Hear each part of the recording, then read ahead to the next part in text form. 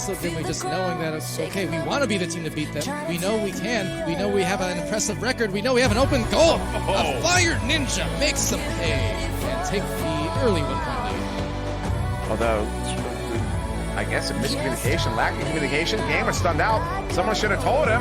Citizen shot on Saluda. Saluda gets a big stop there. St. Louis Hustle back in possession, still down by 1 as we approach the half. Still over 3 minutes to go, though, in the first half. Taco sending out across. What a play to Ryan! And that's what that man does. Gets it in for the 2. The St. Louis Hustler are going to go up by 1, 14-13. We're still 3 minutes into the flow to Lazy Shark zone. The defensive boost there from Jay Walker, sending it right back through. A nice bounce there. Is that going to go in? Shut up. Are you kidding me?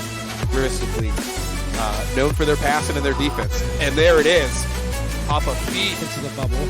But it's looking to press that is Loveridge and Co. So they will, in fact, find that extra pass as they do. Beautiful bounce pass. Back to back where anyone tries to bounce off of that spot at mid there. Knows how touchy can be. Mad. Oh, what a setup to Tony.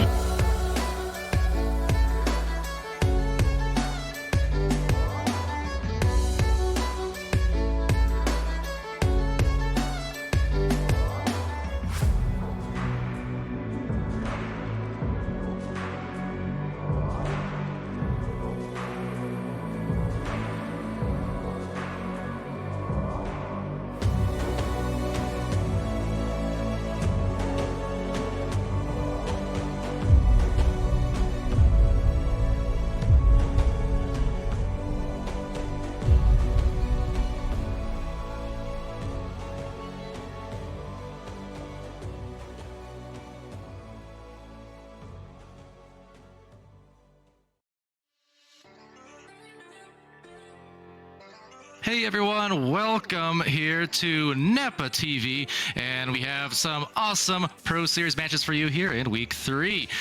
So excited to get going, but introduce everyone here. I'm Powder. I'll be joined by Sir Dimwee, of course, the Natural, and Defocus on the cams as well.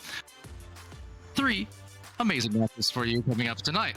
We have Echo City Kansas Club versus Chicago Wizards. We have Florida Laser Sharks versus Nashville Legends, and the New York Kings versus Montreal Freeze coming up. But first, of course, a quick view at the rules set here in the format for NEPA Pro Series in this season. We have 8-minute quarters, of course, a 5-minute halftime between the two halves there, 1-minute timeout per team per half. And of course, there is a 5th player allowed in the spawn area, just in case they're needed. If an overtime is necessary at the very end of the game, then it is golden goal, sudden death, last point wins. And of course, as ever, always, no toxic or discriminatory behavior here in NEPA. It's all about the good times, good vibes, and great sportsmanship. But that said, back to the casting crew here. Of course, I'm kind of double duty here. Palador on the cast and the host. Getting used to it here. We got Dimwee, Sir Dimwee, of course, formerly known as Sir Dimwit. I still maintain that. And there is proof, I think, clip somewhere on this Twitch channel, just FYI. And it's photoshopped. I don't think that's how it works, but okay. It's never been admitted to anything. I don't know what you're talking about. If you have a recording of me admitting it, it's photoshopped. Also, I live in a one-party consent state, so I'm gonna sue you. My name is Pally, not Sue. Pally Sue. I think it's a song. Anyway. Hello everyone, welcome to it. We got two teams are going to be here as Chicago Wizards and the Echo Club Kansas City. Of course, the Echo Club Kansas City runner-ups last Pro Series as well as the Charity Cup. Well familiar with them, played them a bunch of times. Dangerous team, nasty, wicked team. Dinwiddie, what do you think of these two teams here? Echo Club Kansas City coming in 1-1. Right, yeah, they're coming in 1-1. This is a team, I honestly, looking at this roster, would expect to be 2-0, although I do believe they were without Oculizator in the first week. What you want to watch out for with this team is Oculizator and Mamba pairing up. These two have a chemistry that I shouldn't be surprised by it, because they actually have very similar play styles. They're both very aggressive in the bubble. That's what they do, although Oculizator occupying more of a center player style where he doesn't kind of commit to that style of defense in the bubble so much, whereas Mamba, very dangerous on the defense, but both of them offensively in the bubble. And when they get together, man, they electrified. They are very good together. And of course, Sweet Tooth is a phenomenal. Sweet Tooth playing backline, phenomenal backliner, and pairing him that third body. So what you find is where Mamba and Oculizator will draw a lot of attention, pairing him is going to be able to capitalize on that attention that those two get and find those extra cracks. So when those two are not able to find space, pairing him will, and that's the danger of the Echo Club Kansas City offense. When they're going up against literally any team. But this Chicago Wizards, Paladar, I believe they are still hunting their first victory here tonight. They're 0-2 coming into this game. And Matt, Swagwar, Guipo, Hanavelli, Tony, go ahead. I was just going to say, yeah, these players, between Hanavelli and Guipo, just saw them yesterday, in fact, during the AAA cast here. But yeah, Swagwar, Mad, Tony, all on this roster as well. I mean, we know the talent level, sir, didn't we, of these teams, played them also multitude of times, both in and out of cast. So, they're going to get their win here at some point. It's not a matter of if, it's just a win.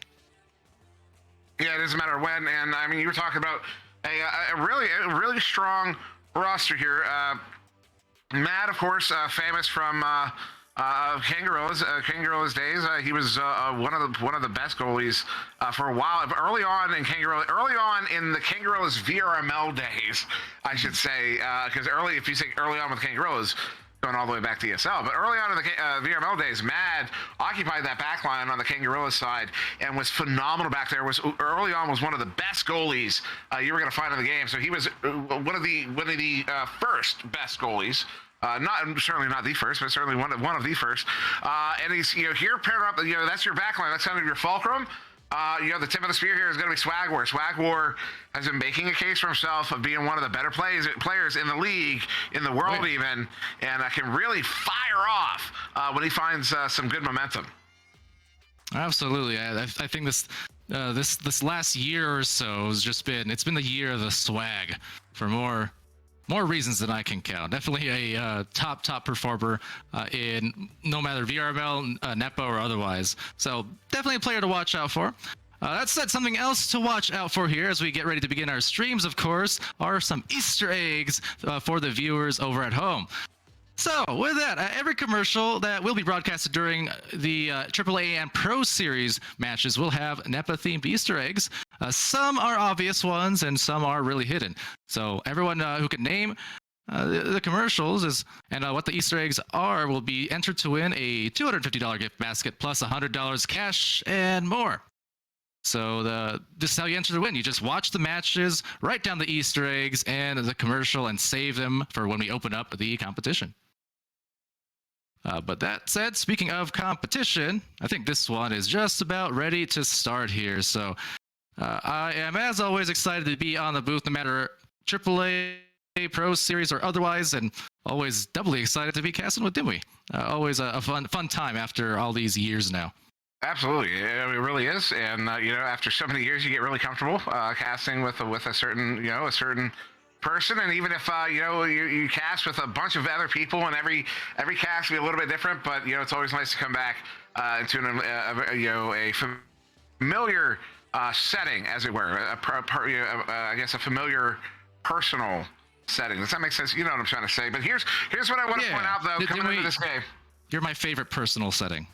I don't know what I was trying to say. I know what I was trying to say, but I don't know how to articulate what I was trying to say. But what I do want to say, coming into this game, the thing we need to watch out for. So this game is going to be on the backs of the Chicago Wizards. If they can find a way to answer the not just the Mamba Oculizator combo, not just that pair, but also the way Paradigm's going to be able to slide in and take advantage of the space those two create. If they cannot find an answer for that combination of hits, they're going to have a hard time pulling out a victory here against the Echo Club Kansas City as we start out here.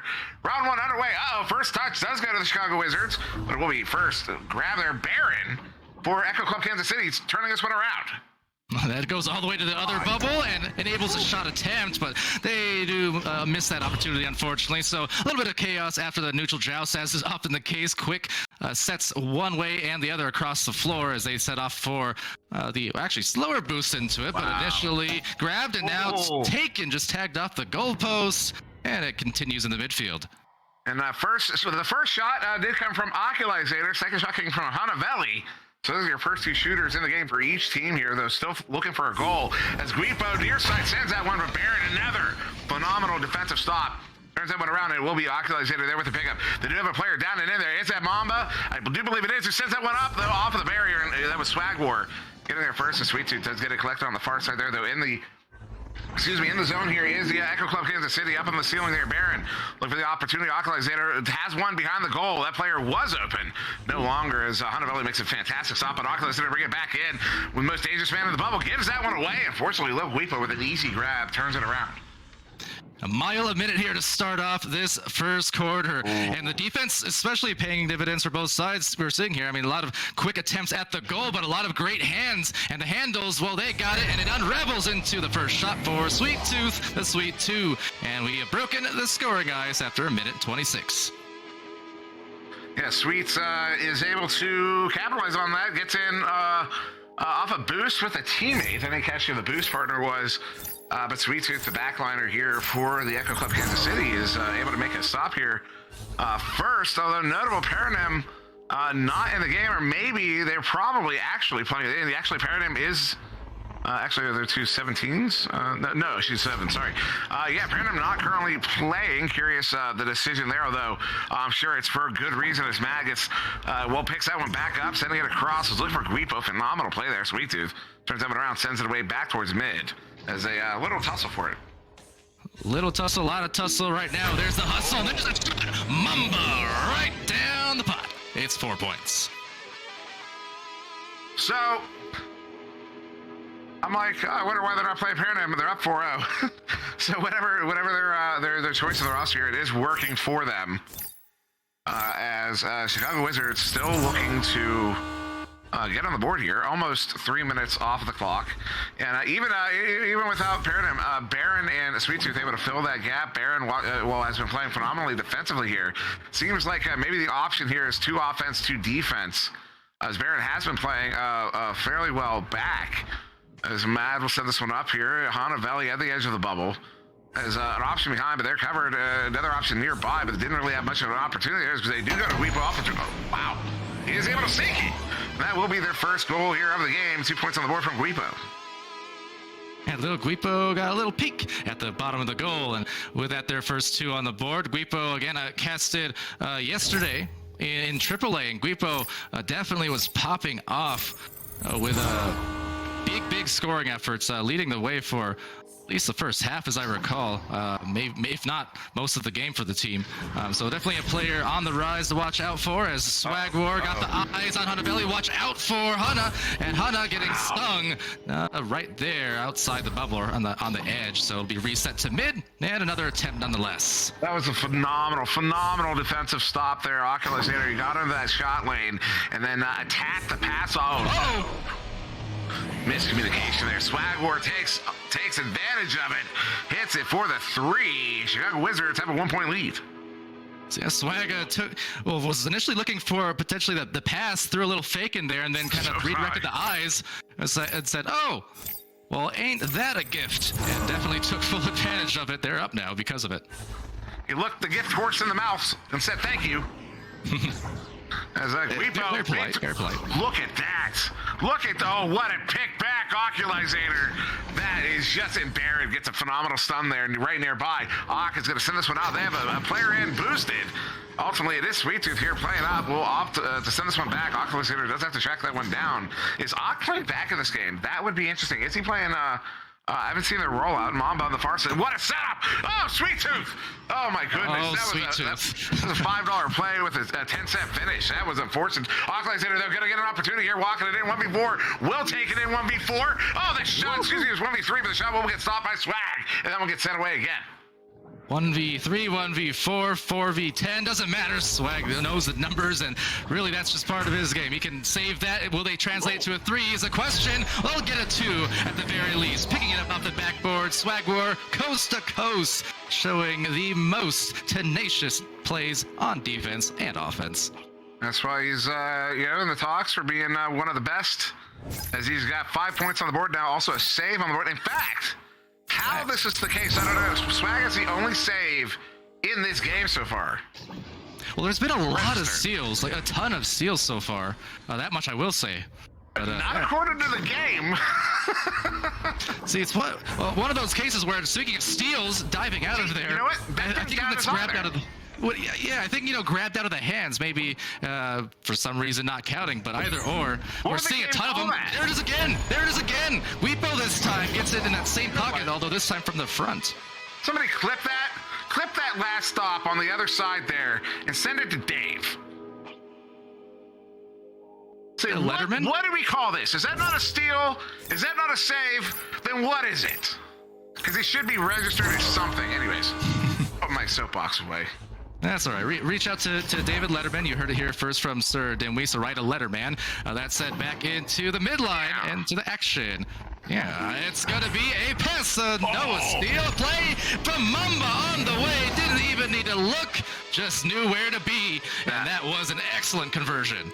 Baron was so lucky there. He got stunned out. Where that disc went was not where he was trying to send it. I'm pretty sure he was looking at that shot.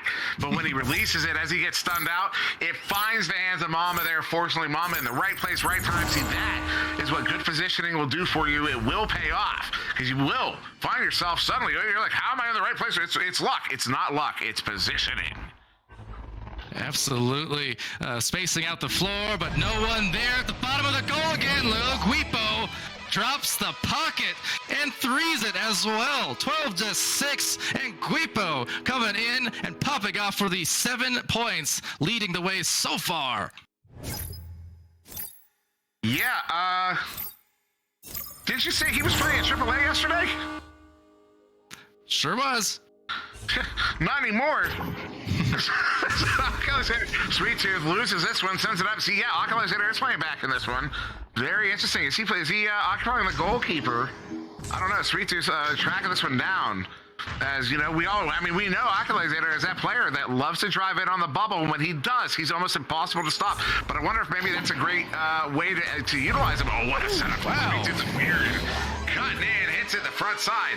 But just to finish that thought, I wonder if that's how they're using Oculator. Is, if they have to use him, it's going to be too much to handle. Yeah, might be the case. But let's see if... Well, it's still too much to handle going into the next quarter. But first, of course, a word from our sponsors, and we'll talk a little more around the bend. Harley-Davidson builds bikes that are meant to ride. There are vehicles your parents would recommend you drive. Then there are the motorcycles your crazy uncle who gave you fireworks for your birthday tells you to ride. You wouldn't want to let your uncle down, would you? If your need is speed, chrome, and custom paint, check out all of the new and pre-owned bikes at Greenmount Road Harley-Davidson in O'Fallon, Illinois. Don't let your uncle down. Get to Greenmount. For those looking to claim this week's POAP, head on over to www.nepavrpro.com/NFT to fill out the POAP claim form. In order to complete the claim form, you'll need the secret password, which is Dallas Knights this week. The deadline to submit the claim form is 9 p.m. Eastern Time on Sunday, June 26th. So as we get ready... Dallas Knights. Well, as we get ready to set off into the next quarter, I got to say that opening one here, the first quarter of our whole stream, that was very, very entertaining. Super fast pace. Despite what the game stats may or may not say, multitude of steals, saves, or otherwise. So it was a nice mix of fast-pacedness, but also great defensive hands all over the floor. Yeah, well, not according to the game, apparently, but no, we saw it. That's what I'm saying. What does the game know? Apparently not enough. As opportunity, open goal. Sweet Tooth takes a shot, goes high and wide. Gets this one back. High on the way in, wide on the way out. Oculator, very ambitious shot. I don't know about that one. Sweet Tooth sends this one back. Ock maybe going to get another opportunity. Tried to juke away, but Mad knows how to read those jukes. He's been playing in the league as long as Oculator. Sweet Tooth back to Oculator again on this near side. Interesting setup there as Ock continues to play that wall, but again, Red picked off, and this one's set away here. Oh, clean there. Swagmore headbutts it in. That is very, very close to the goal down the floor. Guipo trying to track it down. They have 3 in the bubble here against 2 defenders all the time in the world, and they finally get it in. Finally get in the goal there. Wow. Yeah. See, very interesting watching this because on both sides of the floor, really, when we've seen a lot of the players who are known for maybe holding onto the disc just to do an extra little stutter step move, a juke move of sorts on the walls or on the goalposts, what have you. We've seen an awful lot of them get knocked loose or stolen away. Now, they did get the rebound there, and it worked out at the end, but on both sides, the ability to just grab those discs from players who are known for just waiting and trying to juke it out to find that spacing. That's something that maybe someone needs to adjust for, because so far, so good on the defensive end. And so far, not so good on the offensive end on this possession, but luckily, positioning, rebound, shot found. Easy as that. Sweet Tooth assist from Mamba. So you see 3 players touch the disc on the way in. It's a 4-player play, though, as that last player stunning out the goalie. And that is why goalie stuns are so effective, and why they should be nerfed. I'm kidding, of course. Where am I? I don't know. It was a phenomenal play. All 4 players involved in that. That is what you want to see. That is what you need to see at this top level. You have to be engaging at every corner of the arena. Everybody needs to be involved. Everybody needs to be working towards that shared goal. And trusting each other, ultimately. As 2 minutes off the clock, opportunity here, Guipo. Now look at that, they're just sending this one around. That back pass is a little bit off. There's a blue chain, they do get there. Oculus hit a long shot, but will be picked off there by Swag War, so we'll be back in the hands of the Wizards. Conceding no quarters and no open goals here. Getting back fast, exactly what you need to do. That said, some stackage is delayed for the defense currently, so they could press this potentially. Although finally straggling back into the bubble, nonetheless converging inside is offense. And offense, no nonsense, the defense, and it is immense. Little Guipo, though, another attempt. There's a pass, extra on the newsstand. It's Hana Valley. Oh, couldn't get it to drop, however. So back down to the midfield. A lot of effort expended, but for no goals. The other way around, Oculus Satyr taking aim, but no fire. Not quite yet. Hey, those Guipo attempts look familiar at all?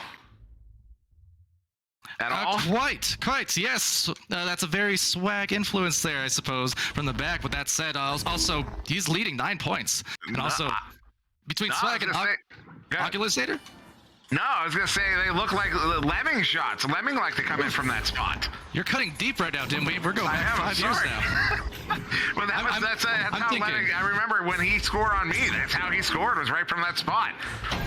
Sweet Tooth. We'll get some points of his own. Maybe I thought that was his thing. Maybe I'm wrong, but I always understood that to be his thing. Completely accurate. Just okay. I'm so in 2022 mode where it's like, okay, who's he talking about? Which offensive player here? I'm so 2008. You're so 2000 late. Oh man, boom, pow, right in the kisser with that. I've got a black eye. Yeah, please, Dimwee. Anyways, into the title. Here we go. Swag War, you know my references are old. Swag War. Pass here near side. Guipo not able to get there. Sweet Tooth ultimately does. It kind of picked the disc off from his own stack. Although that stack is going to be the opportunity here. Oculus Satyr uncontested in the bubble, backs it out, sends it for 3. 7-meter 3 at that. That'll put his team up by 1. They have finally found the lead here again. Echo Club Kansas City have retaken it. Very entertaining, this half so far. I'm going to continue to say that. I really like the pace of this. It's usually you get maybe really fast offense, but a lack of defense in games like this, or you get slower offense, or and kind of slower game because of the defense making the game slower. This kind of is a mix of both. It's really fast offense, but also the defense is equally as reactionary and on point. So right now it's just kind of a battle of attrition. The two teams really trying to collide here and see who gets the better of that scenario, as it will be no goals. Sweet Tooth right on the edge, gets it to save and gets it to the tunnel just about off the clear, but we're seeing more and more of these plays defensively. Incredible what they can do. What a pickup there in the that near side trap. Now another opportunity. Not able to get it collected there was a Wizard to get sent out by Sweet Tooth again. And I had a comment and I lost it. Maybe we'll find it. Somebody call Lost and Found. Is this one's near side wall? Guipo picks it up, inverts, sends it. The pass off the mark. Good bounce. So Matt is able to get this one under the goal. Guipo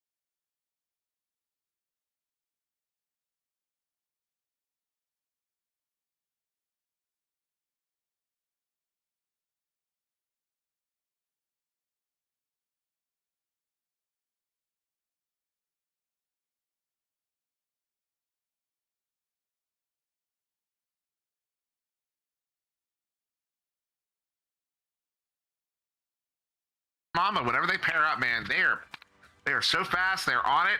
They usually get the disc, and they usually get an opportunity when that happens. So watch out for when they're pairing up. If you can see, number 17 and number 12 on the mini map, if those two get together, you're about to see something happen. That has been how this game has been running. But otherwise, it's what's very interesting as well, as I am not in the game here, is on Chicago Wizards. You have Guipo absolutely firing off in this game. 11 points, Swagwar with 5. Nobody else on the team scoring, whereas over on Echo Club Kansas City, everybody has points in the game. Everybody has gotten a score on the board. Almost everybody has an assist on the board. And that's going to be, that may just end up being a difference maker in this game, is having everybody, when that one person who is scoring gets shut down, somebody else is able to pick it up there on Echo Club Kansas City. We haven't seen that so much on the Wizards side. Yeah, and who's to say we won't yet? Because, of course, oftentimes these games do turn into tales of two halves, sometimes tales of 4 quarters. But the whole pace and personality of these quarters can definitely vary up, especially, again, as adjustments are made, as players who are hot go a little bit colder, or vice versa. Players start heating up over the course of a match and getting warmed into the context of each game. So you never know who could pop off, of course, at the Pro Series and a AAA level as well. Any players who are featured here on these streams, I mean, they've been around the block more than once here in the Echo competitive scene, and so anyone really is liable to just pop off on any given night. And that is, well, perfect if I'm the cast again, because it just keeps things spontaneous here and fun. But yeah, absolutely. I'm really impressed what I've seen from a multitude of players. And like you said, Guipo definitely popping off, being enabled by some of those assists. I am curious on whether we're going to see some adjustments made on that end, because I know it's hard to game plan sometimes for the kind of the X Factor rosters of sorts, as we're seeing variations on both teams than we are used to from prior seasons. But of course, those 5 minutes, see if they did make some adjustments and force someone else to be hot hands this quarter. Yeah, we will see here literally right now as teams line up in the twos. We'll get a launch out here any moment. There is the countdown. And teams are away. Again, it's 21-16 in favor of Echo Club Kansas City. As a headbutt there from Chicago Wizards puts it into the hands of Echo Club Kansas City. Although back in the hands of Chicago Wizards is Mad there at mid. Sons of Sonaf, Swagwar, far side is Guipo near side. And one more in the bubble on the clock, top side. That's Hanavelli gets it. Brings it in front side. Puts the team back within 3. 15 seconds in. Great way to start the second half with a fundamental play. 15 seconds into that neutral joust, just deciding to go for kind of the safe route, okay? Eyeing down the goalkeeper a little bit inside that bubble and just dishing it off to force that goalkeeper to now turn around and try to address the offense on that backboard. Hard thing to stop. Certainly difficult, and good recovery there. It was Mamba at mid, got it back to Ock, and now Ock up to Baron. Baron now down to Mamba as they move into the offensive zone here, 3v4, and they will opt for reset there wisely. As Ock Alexander still occupying that back line, sends it up. Baron hits the cut. Mamba cutting in. Phenomenal setup there. That'll put them up by 5 as they continue to nurse this lead against the Chicago Wizards. Very nice. Both teams now starting things off. Contrary to the first quarter, where it was a wild west for a few minutes there, back and forth across the floor. Just a one solid passing play per team there on the bubble cuts. So I like it. Let's see. Again, personality may have switched here, and now we're kind of seeing that methodical play come into factor here. Yeah, very methodical. Mad on the back line. They have 3 at the edge of the bubble, kind of in that triangle. And the triangle compresses. Works out right there. Hanavelli to Swagwar. And that compression, I mean, that's basically how you attack the bubble as a team. You set up in formation and then compress that formation. Nobody gets too far out of position. You just kind of shift around and then push all in at the same time. And that's kind of what it looks like. For sure, and it mirror on that last play as well. The last 2 plays kind of equal opposites, just on opposite sides, with a nice cut from the top corner of shoulder right into an efficient goal. So let's see if that table rings true the same time.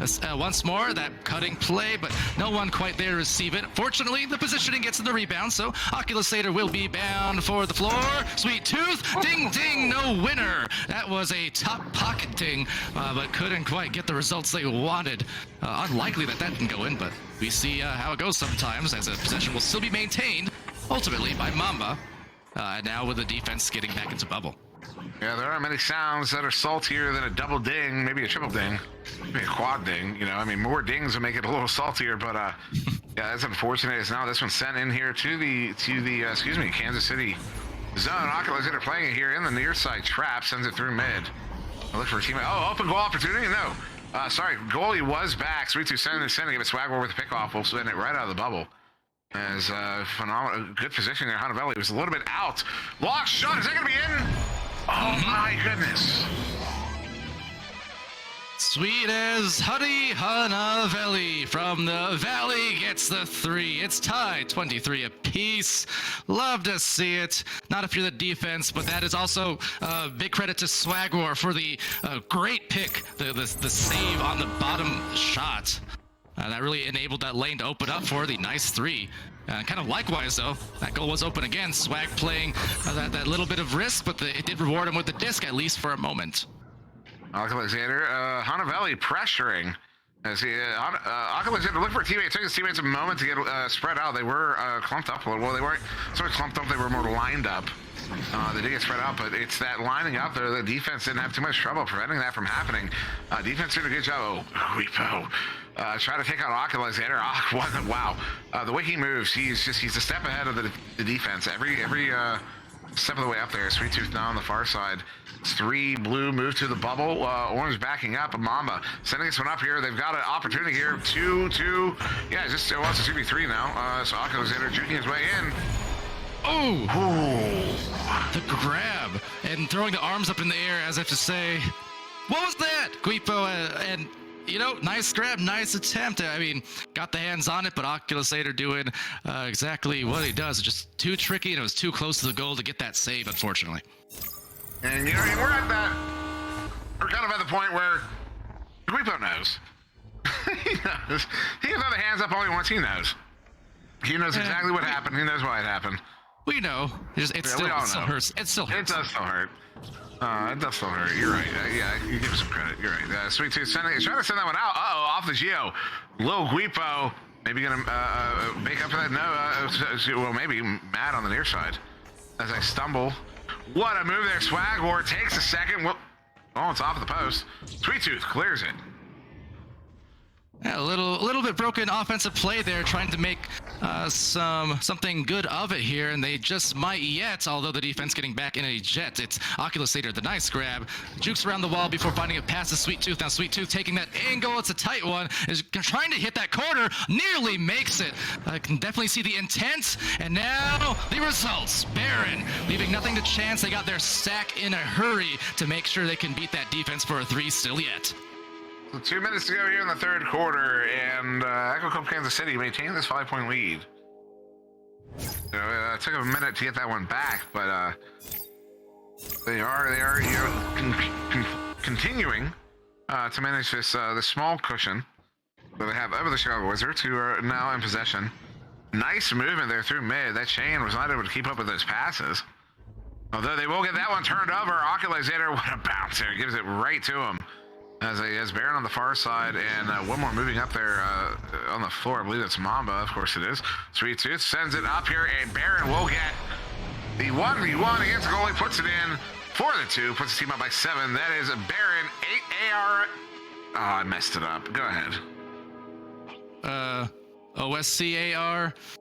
Anyway, so yeah, Baron on a one-on-one on Swagwar. Now that is not an easy one to win. Normally I say one-on-one, that's practically a numbers advantage a lot of the time, but Swag's already had some very, very nice picks inside the goal. 4 of them, in fact, is flooring it. It's Oculusator. Seeing no one in the goal, and eyes lit up just like the goal on that 3. They're up by 10 all of a sudden. Yeah, up by 10 with only a minute to go in the third, and yes, Belev, that is what I was getting at. 8 Aaron. This isn't like Aaron. Anyways, you know, it's MEYER. MICKEY. Emma, we don't want to get sued. Swagwar on the far side. Down to the floor. Oh man, I'm slapping Disney right now. Oh my goodness gracious! Great balls are firing off. It's Hanavelli from the sky. I need a second. That's why I enjoy this.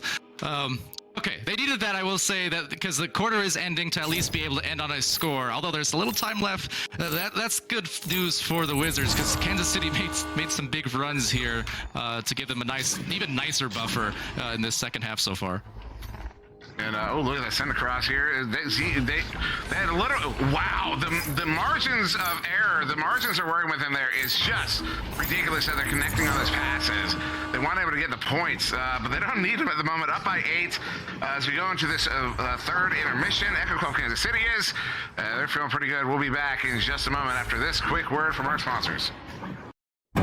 If you really want to find out what you're made of, you can forget the personality tests and social media quizzes. Because the only way you're ever going to know is by heading into the big, wild, raging, so damn beautiful it hurts world and finding out for yourself. Were you born to follow a path, or were you born free? These are the things we thought about when we made the new Grand Cherokee. Made for what you're made of.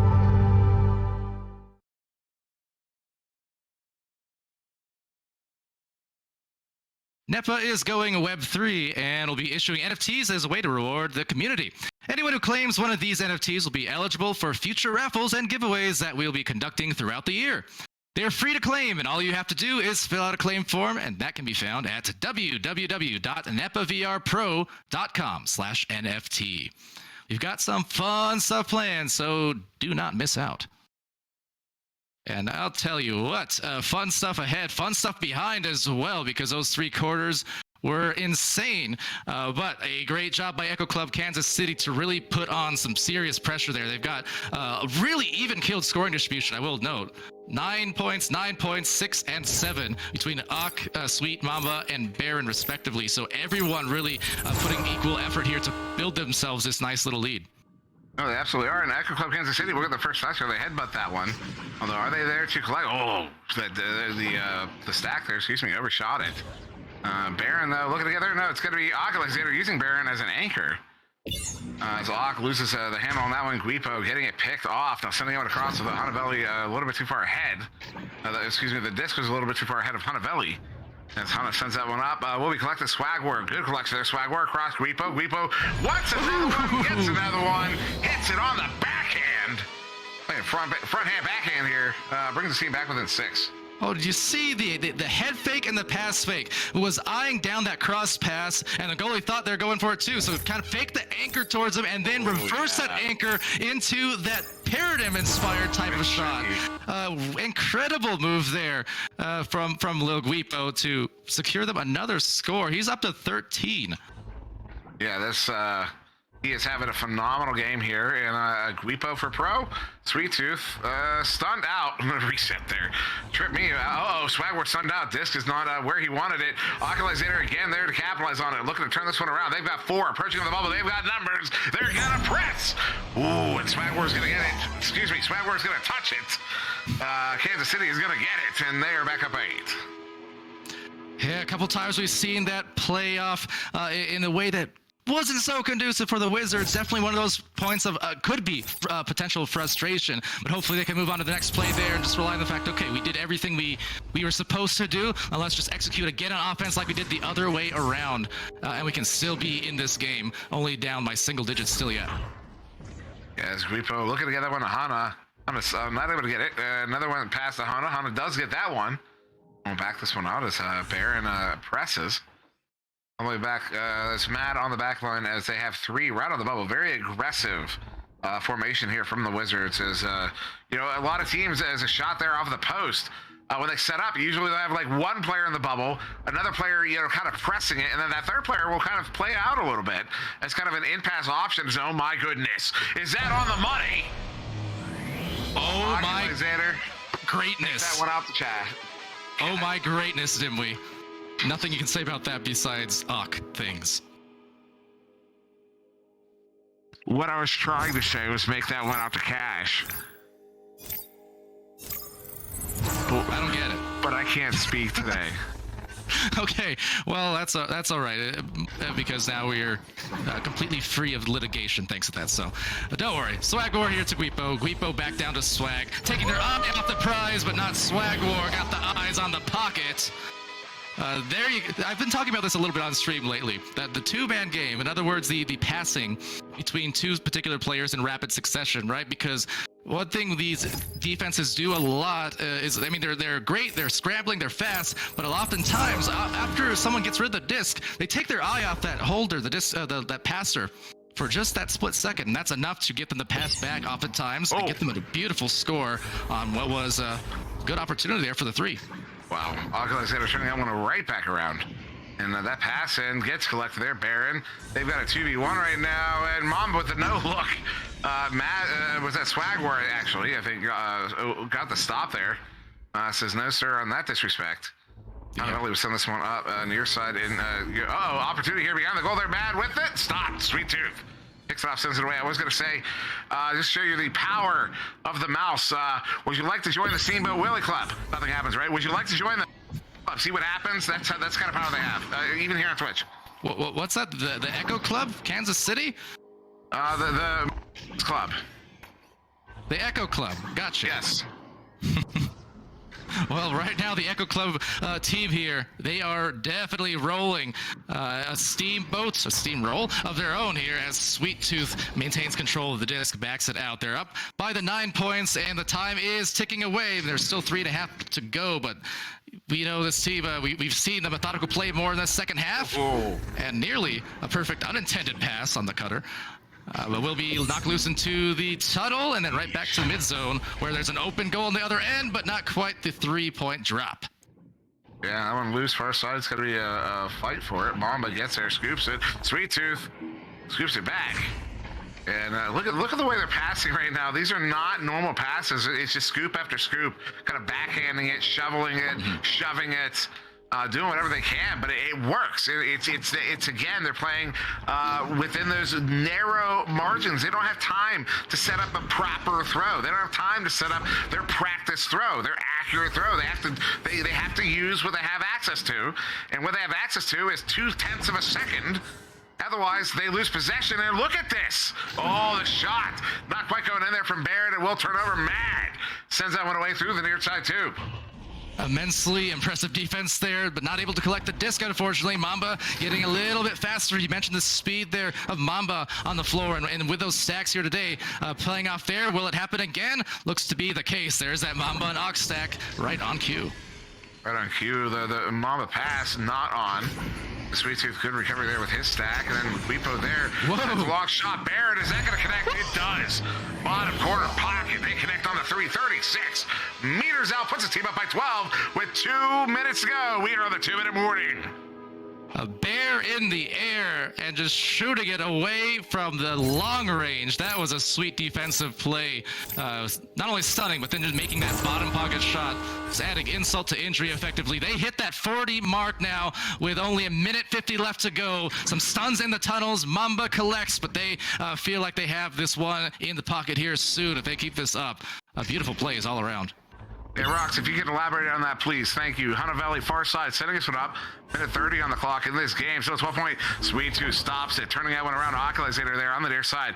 Setting that one out. That's a wall shot right there, though. It's a little bit too high. Not going to connect on the goal, and it will be Matt getting there first instead. Matt turning it around. Will be collected here. Mamba in the near side tube. Oculator sending it up again. Sweet Tooth, far side. And Sweet Tooth down to the floor. As Rox doesn't look to be the case, as if you could, again, expand on that. Oculator sending this one up. Sweet Tooth, they have Mamba in.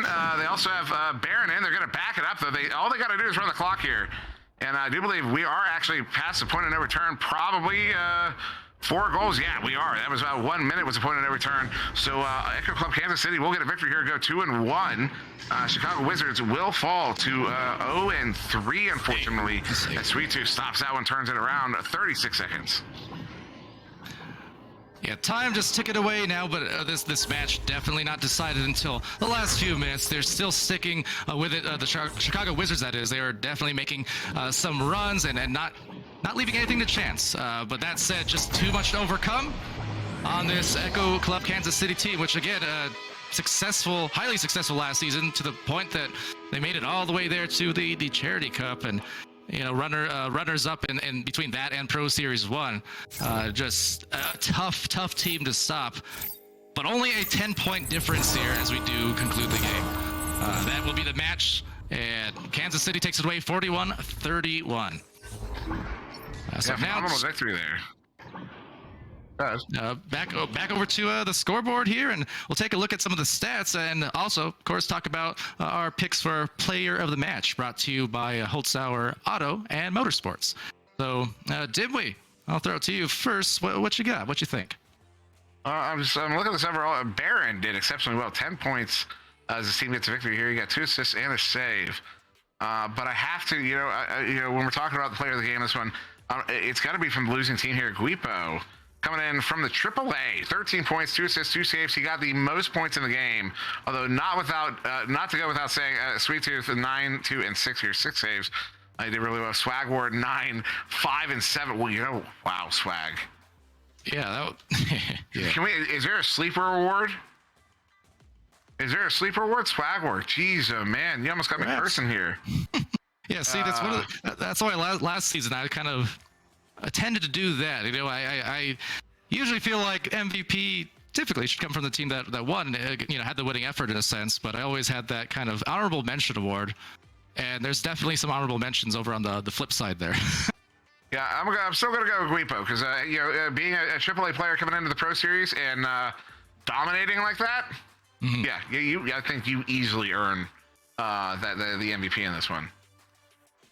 Yeah, well, I'll go with my general rule. I'll say I'm gonna pick. My pick is honestly Sweet Tooth, I think, because I like the fact that. I mean, the thing is, it's hard to pick from the winning team in the sense that they all scored very evenly, assisted very evenly. Yeah. But between the 9 points, the 2 assists, and 6 saves, not to mention the 49 stuns, also the category high, Sweet Tooth is right there in the running for kind of that full cohesive stat line. Very similar to, like you said, Guipo or Swag on the other side, where they're just putting on mammoth of a game. So yeah, my pick would be Sweet Tooth on Kansas City, but honestly, that's like a coin flip because that was such a great team effort. I mean, passing plays, the team defense, there wasn't a single standout in terms of like that. That was the carry of the game. So what do we fight to the death? Fight to the death? Is that a thing? Rochambeau? Or you want to just jiu-jitsu me? Rogue shampoo. I don't know what that is. What does chat think? Chat. Guipo or Sweet Tooth? Or Swagwar. Swagwar is my honorable mention on the other end, but it's too tough. Chat, what do you think? It's taking too long. Kidding. It's a delay. Fair Call enough. me calm, says Guipo. Well, that settles it. Good night, everybody. Oh, there's a poll. Oh yeah, there is. Well, there you go. There you go. Pick one. Pick somebody. Vote. Yeah, see, look, if it's, I see a couple for Swag there already, so it's like, if I did make it a rule of just like a personal thing to pick from the winning team only, then that would be my pick as well, honestly. But it's yeah. Like they're kind of even between Swagwar and Guipo. There's a bunch of people here. There's 6 people here. Vote! Vote! Also, what's up to the Twitch chat on that note, as I'm just looking in there, see, of course, the support from Venmom and Arthur Guinness. Good to see you guys. Motherboard, also the Wizzis, and High Tone Oculator stopping by, and Oculator giving his support for Swag, also looks like. So, nice to see. Of course, great sportsmanship all around from these players who, a lot of those players you just saw in that match. A lot of us just met a few months ago in real life. Many of us for the first time, but yeah. So fun times. Can't wait till next year for the next cup as well. It'll be fun. We'll be in right now 6-4, so 10 votes in. I don't know. It's still close. There's still nobody picking Sweet Tooth. Apologies to Sweet Tooth. Yeah, I think I can see the Guipo pick too, because I think that's what people in the business call a statement game, a showing up party, didn't we? Guipo really really made a statement tonight in his own, performance and stat lines. I mean, heck of a way to show up here against these Pro Series teams. Certainly is, and it's back to a tie. It was 6-6. We both just went ahead by 1. I don't know. Can we give it to both of them? I mean, at this point, it's so close. Even if one of them wins this vote by 1, I mean, at that point, it's basically a tie here. I don't know. I kind of just want to say both of them at this point. Honestly, I think chat is picking both of them. In fact. So if there's a sudden death between the chat vote and there's already like same with the caster's side, who's the ultimate chooser here at the end of it? Rock, paper, scissors, Echo Classic. Yeah, makes sense. No, I say this game just both. Let admin figure it out. All right. Well, on that note, vote is about to end there. So in the next few seconds, Guipo did take a two vote lead.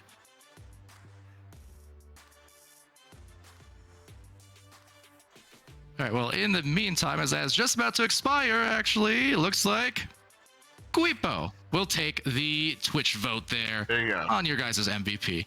And, fair play to Guipo. That was a heck of a performance for sure. Yes, it was. Absolutely was. All right. So on that note, though, with that in the books, the vote and the first game, we do have starting next in the coming minutes, Florida Laser Sharks versus the Nashville Legends. So we're going to take a quick break and get set for that game to go. So don't go too far away, and we'll be back with more exciting Pro Series action here on NEPA TV.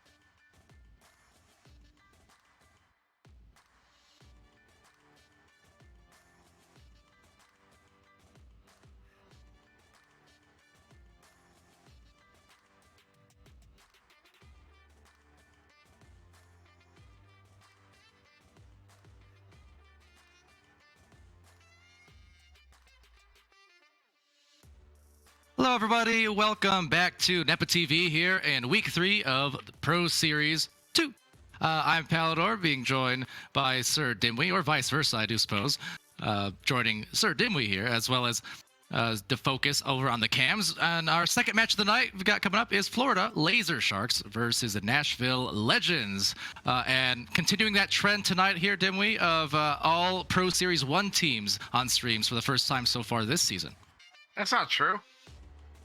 Oh, okay. Of course it is. Of course it is. That is our fun fact of the day. Yeah, shout out Brutus.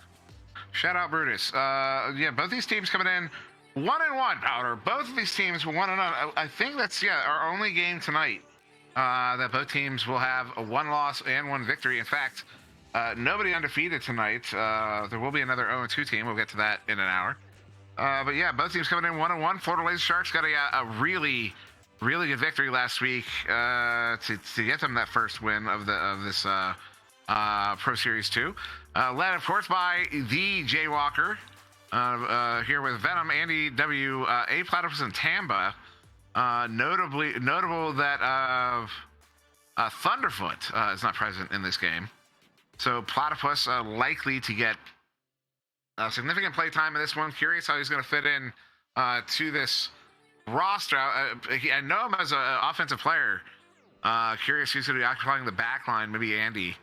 But then, of course, over there on the National Legends, they have the legend, Chuck, owned by CK here with Knife Rich, Dash, and Kong. Of course, Dash and Kong, old teammates from back when Ignite was Joker.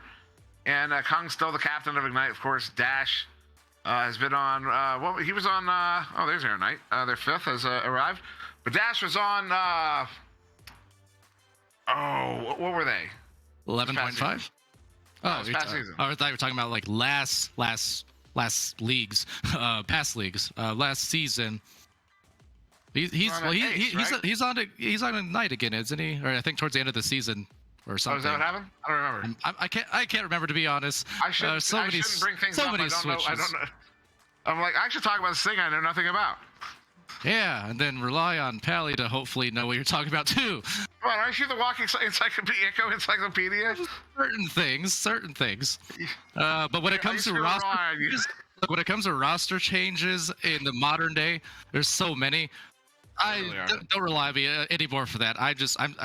You know what? I still think Nova's a team, didn't we? Anyway, off to the first quarter. Here we go. Nova's not a team. As we get started in round 1, I'm gonna get a Growly voice in early here. And so that one's sent through that near side tube. Will be collected.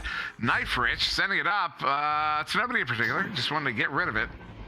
And that one does turn it around. And that did not fix the issue to focus as Jaywalker sends it in. So that was not I don't know what the issue is, but that was not the issue. As Jaywalker will get the first goal here of round 1. Referring to our baseball-y audio, I suppose, there. So, we're going a little retro today, and it makes sense because of the fact we are throwing it back to Season 1, to Series 1, with nothing but Pro Series 1 teams. So we're feeling a little nostalgic. We've got the vintage mics. We've got these vintage teams. I'm expecting a vintage game, to say the least. We're here for a good game, see? My goodness. You got a lot of moxie, didn't we? A lot of moxie. A lot of moxie. As Kong sent this one up, Knife Rich. Oh, big cut. Dash. That was a pass for Kong. Dash got it and was on his way in.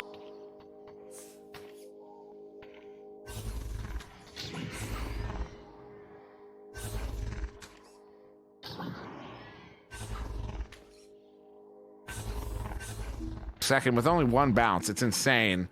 I made that up. Dash hitting Kong. Brings it in and gets the first goal here for the Nashville Legends to tie it up. That was some very picturesque passing there, executed all around the bubble. Some of it was very risky passing, too, due to some great defensive coverage. But the execution on that was just phenomenal. Way to get them on the scoreboard here as well now. Figure it out. What was it? Oh, we're not vintage anymore? Oh, apparently not. That's disappointing a little bit. Did you figure it out, the focus? It was Windows audio settings doing a switcheroo, which, you know what, they do that. It's very frustrating. We call those ones window. But we're back. We're back. And so no more vintage, just back to, I guess, us two. We're kind of vintage anyways. The duo, and I'm talking about the points, not just the casters. It's 4-2. Jaywalker from A Platypus. And yeah, so 2.5 minutes into this game is a 2-goal game. As Brutus asks who's on first, yes. Yes. Yes. Dash. What's on second, though, is Chuck. Sends this one through. I don't know on third. Knife Rich. Stunned out. Venom will get that one turned over here. I'm fourth. I don't know what this means, but I'm counting. Andy W sees the goal Hold up. and is scored for 3 based off a backboard touch. Very nice. You don't know who's on first? Wow, I love that saying that comes out like that, but you don't know who's on first? Bro, we're gonna have to culture you after this game. After tonight. We're gonna have to culture you. Hey, Welcome. Remember I casted with you last week? I had the culture shirt. I know culture. Or at least I can spell that was culture. Couture. Oh, that's right. Randy Couture. Randy You can't- Couture. I can't count. You can't spell. It's fine. What's his move? What's that movie does? What's that called? DPK, something like that. CK. CK, that's the one. What's it called? RPK. R. Oh my goodness. R2D2. RKO. It's an RKO out of nowhere. Jeez. Oh Man, boy. a family. We are definitely reaching down the bag tonight, but That's Randy our- Orton. Oh my god. Okadokes! Well, that's at 7-4, and getting it back on the rails, I suppose. It's Jaywalker with the disc, trying to juke around a little bit. A Platypus there trying to link up. Actually, just stuns Knife Rich, so it's going to be some numbers on the other side, perhaps, but a recovery is had here. CK on the way, bounces it over to Knife. Knife from the boots, and Knife back to the other boots. That's 2 boots, and to boot, it's a 2 on the shot. Nice assist from Knife. I guess Knife assist. 1-point game. Sir, what did you put in my coffee? What did you put in my coffee? We both know you did something goofy. Smelling salts. Oh, I was gonna try those. They're good. A nice little adrenaline burst. Haven't had any smelling salts today because the games have been so adrenaline bursting from the get-go. That first match that they didn't need it. Did not need it. You know who doesn't need it here? The Florida Laser Sharks moving in here. Oh, shot! Venom hits it on the stun out goalie. Puts the team back up by 3. 9-6. All right, so Venom getting his first couple points on the board there. Andy already 2 assists, and Platypus already 2 assists. Also should note, in terms of people I've seen yesterday and casted as well, we're talking about Little Guipo earlier and his impressive performance over on the Wizards, but talk about as well what Platypus was doing yesterday in the AAA cast. Kind of a similar thing. He was also popping off, so definitely a player to be watching out for here tonight. Still early in this match, though. Still early in this match as Kong handles that one. He keeps it away from the pressing. 4 checkers there. Shock with it on the far side as one to your side as his backliners will spread out a little bit. They got a little clumpy there as Kong will ultimately occupy the back line now. Move back here. 2 minutes to go in the quarter. Up to Dash. Dash back to the back line where I'm pretty sure that's his preferred position. Although Chuck has been playing back there tonight. Knife Rich gets the 1-1. Andy W gets a good grab on it. Just has to reach up for it. Did you know he's a pilot? Dash. Sending it across to Chuck. Back to Dash. No, that's Kong. And, looking at the names we're using here on the Legends is under the goal. Knife Rich. Kaboom. I'd be intimidated to play the National Legends. Also, yes, I did know Andy was a pilot. It's plain to see. Get out. Okay. Oh, my goodness. I live for the awkward silences after a horrible pun. Anyway, it's Venom here with a pass, and Platypus puts it right past the defense. Parachute my way down back to Earth. I'm just, I'm going to leave that one as well. There's not enough propellant in this game. I don't know. I'm not as good as you, Palador. I'm gonna need. It doesn't come like that. You know what I mean? Oh my goodness, Venom! Look. Venom getting a great goal there. I don't know about propellants. I'm gonna need some repellent. This is too much. Look at what they're doing here, though, on the quick goals. It's Venom now with 5 points to inch closer to Jaywalker with the leading 7 thus far. But you know what I do like, aside of that quick turnover, is that everyone here is already putting on assist after assist. I mean, we've got, let's see, 4, 8, 9 assists combined in this first quarter between the two teams. And that's a lot. I like to see it. It is. Well, that's going to be big setup here. Open goal opportunity. Kong hits it. Good for the 3. Brings the team back to the 3. That'll be the last goal here of the first quarter. And the way Venom shot his shot, it looked like a bowler throw. You know what I mean? Like how bowlers throw the ball. Old teammate of mine was a regular streamer. On stream, told people I was a professional bowler jokingly. They thought it was true. For a year there, I had people ask me if I was a professional bowler. We'll be back after these words from sponsors. Hi, I'm Morgan Corman with Holzhauer's Pro Motorsports. Not only are we carrying more inventory than all other dealerships, we're blowing up their prices too. Cowboy Corman's back again, and this 4th of July, I got another 1,776 reasons for you to get back into Holzhauer's and get you a new unit to get out and enjoy the 4th of July weekend. Woo! Holzhauer Auto and Motorsports in Nashville, Illinois.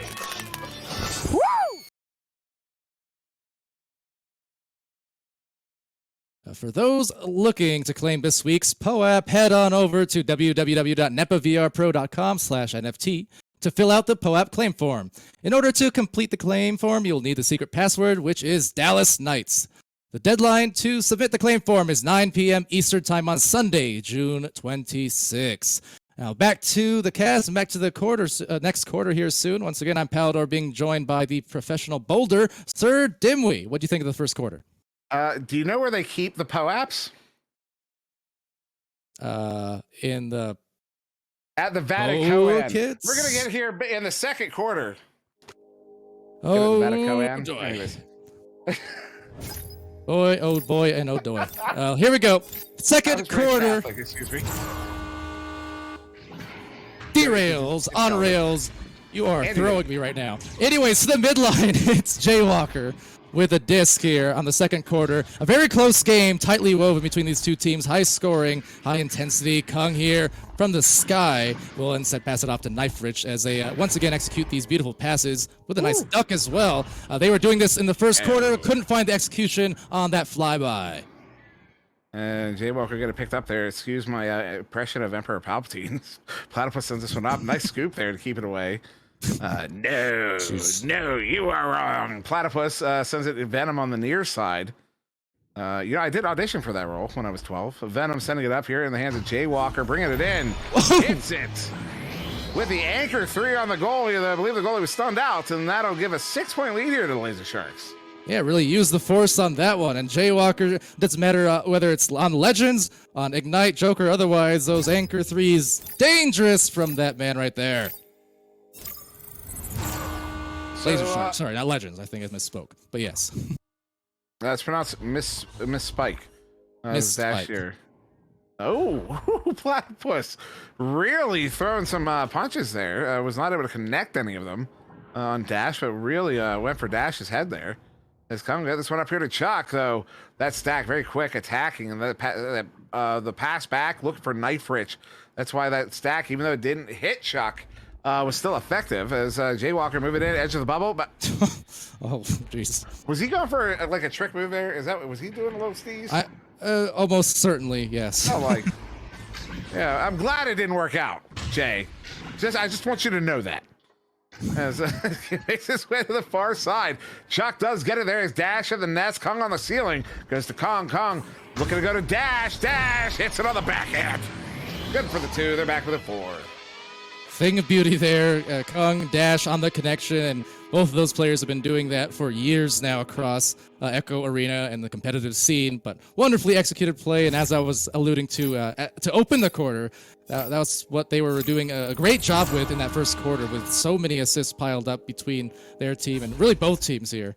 It's games like this where you see a lot of those cross cuts and things like that. That just it brings me the extra joy as a caster. That's all. That's my style. There it is. Look at the lead. Look at the lead pass there. They hit that stack perfectly. Andy knows what to do with it.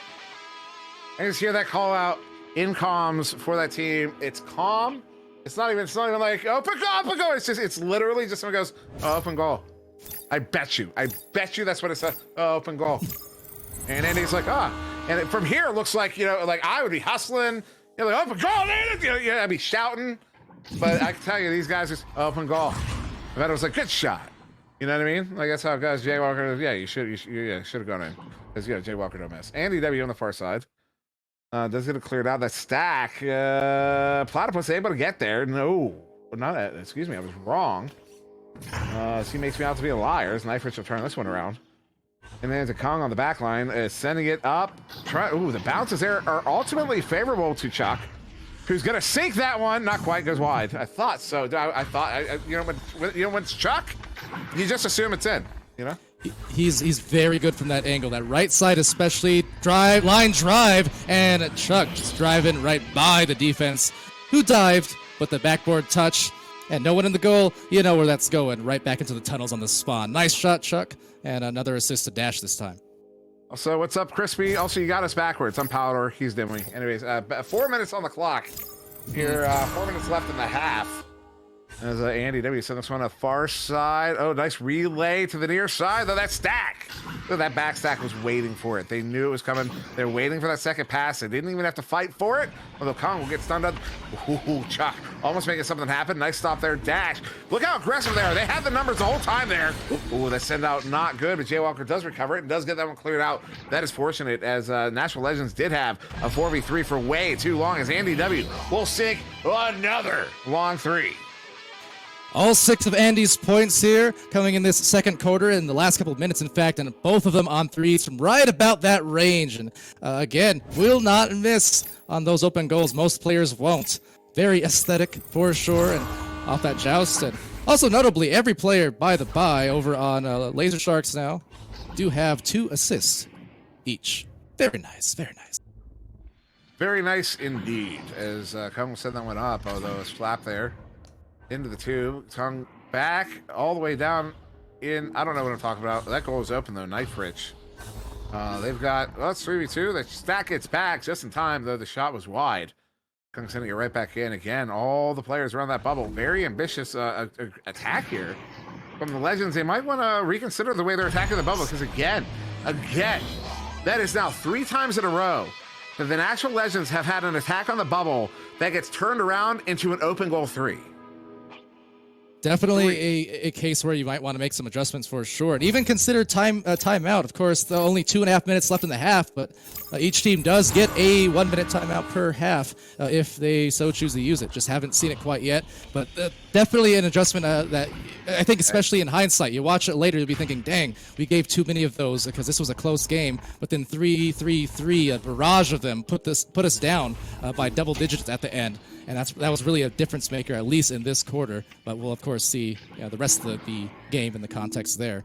But yeah, good call there, Dippy. Yeah, oh, wow. Platypus. Another 3, wow.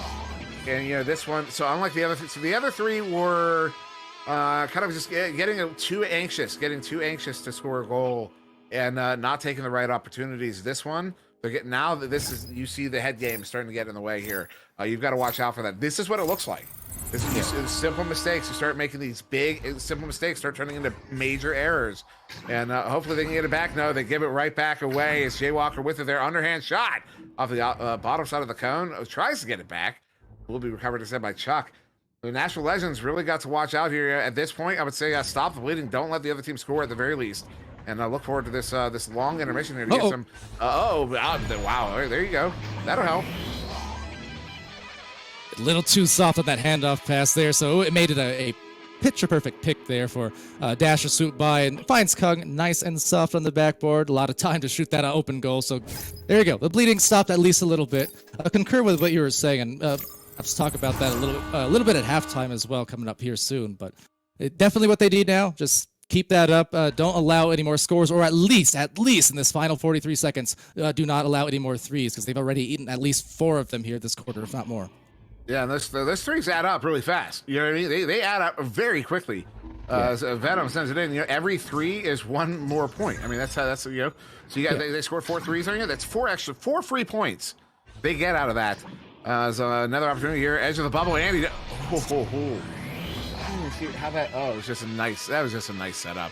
That was just beautiful, perfectly executed, and that'll be the last goal of the half. 31-17. The Florida Laser Sharks. You know, they impressed me last week. They are impressing me again this week, as I thought that was the last goal of the half. Excuse me, I thought that was the end of the half, but this is the end of the half. So we will go into this longer intermission. Nashville Legends will take a breather, and we'll be back in not too long to talk about it. Hi, I'm Morgan Corman with Holes Hours Pro Motorsports. Not only are we carrying more inventory than all other dealerships, we're blowing up their prices too. Cowboy Corman's back again, and this 4th of July, I got another 1,776 reasons for you to get back into Holes Hours and get you in the unit to get out and enjoy the 4th of July weekend. Woo! Holzhauer Auto and Motorsports in Nashville, Illinois. When does an underdog stop being an underdog? After the first big win? The second? Try never. Because being an underdog isn't about how much you win. It's about how hard you're willing to work for it. And making sure your opponents never know your next move. Which is why some of us make a point of staying underdogs. Even when we're on top. Ram Trucks, J.D. Power's #1 brand in new vehicle quality. Tired of the side effect of side-by-side hair?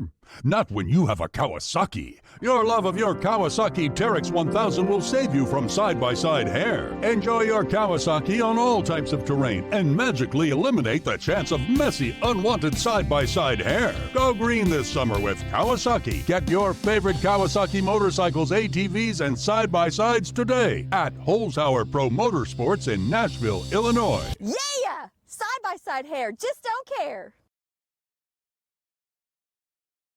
All season long, NEPA will be issuing POAPs to anyone who shows up to live broadcasts and fills out the claim form with a secret password. The form can be found at www.nepavrpro.com/NFT. Each week we'll be highlighting a different franchise as the POAP logo. So show up each week and you can collect all 16 teams. The more you collect, the more potential rewards you can unlock. The deadline to submit the claim form is 9 p.m. on Sunday, June 26. And the secret password this week is Dallas Knights. So over to the halftime report now, brought to you by Big St. Charles Motorsports. And a big game underway, a big score, especially for the Laser Sharks there. 31 points in the first half. They are on a blazing pace. And a lot of that I will throw out to at least first half MVP, Andy W. He's put on a heck of a stat line already, capitalizing on the open shots he got, but also assisting 4 times, 3 saves, a steal as well. Really, really making the most out of every opportunity, whether it's offense or the stoppage in the goal. Because Dimwee, you talk about some of the frustration building up. I think some of that is the fact that Andy was stopping some of the good plays that otherwise the Legends were running for their offense. Yeah. The other thing I was going to point out was possession time is notable here. 340 to 520. And it's the National Legends with that 520. That shows you how efficient the Laser Sharks have been with those goals. And a lot of that efficiency comes from those three. Actually, it was 3 goals that we pointed out, and then there was another couple. There was another easy one after that. Was it 2 easy ones? That again, it drove up the Laser Sharks' efficiency with the disc, because they were able to turn what was a full-fledged attack from the National Legends into just a quick open goal 3 from 1 or 2 players who sacked down after a clear. What it was. Andy back-to-back for his first 6 points, and then Jay Walker had an open 3 off similarly, and then the fourth 3 came from A Platypus, also at the bottom of the bubble, when 2 goalies just kind of left the goal open and allowed him to shoot that corner shot. So yeah, it was just a barrage of extra points, which essentially made the difference in that being a single-digit or double-digit game just about, and that's big for the mentals when you see single-digit game and a half versus double-digit. It affects you very differently, even if it's only separated by 3 or 4 points or so. I just had a dumb moment. I just realized. So there's the motherboard just showed that emoji that is like this, right? It's the hands. Well, there's another one like that that has a rainbow in the hands. That's that other version is the only one I've ever seen. I didn't know it was this. I thought it was a book with a rainbow inside. I feel like such an idiot.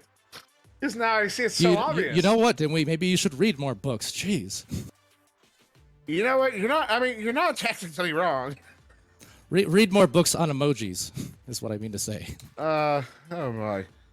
So yeah, we still have sounds like less than a minute here to get back in, but yeah, this has been a it's interesting how this has played out. It's almost disappointing the way you watch the Nashville Legends get to the bubble and they're not able to capitalize, and it almost like they defeat themselves with it. I'm not sure what the problem is. If it's not resets, again, I don't know what the problem is. I'm curious what they think the problem is and what adjustments to make.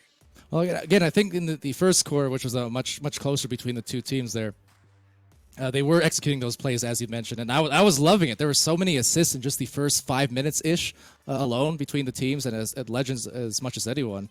But I think again, part of it at least, the heavy defensive pressure in the bubble put on by multiple players, and then Andy W also again the 4 saves at minimum there, and a couple of them were just pretty much head on too. So stuff like that can definitely disrupt the flow of an offense because it just has it leaves that little nugget of thought in your brain next time you're driving, saying, "Well, he just saved the last 1 or 2, so now I got to do something different," and it almost psychs you out. It's a nice backstack here. That one intercepted there. Nashville Legends had the first touch.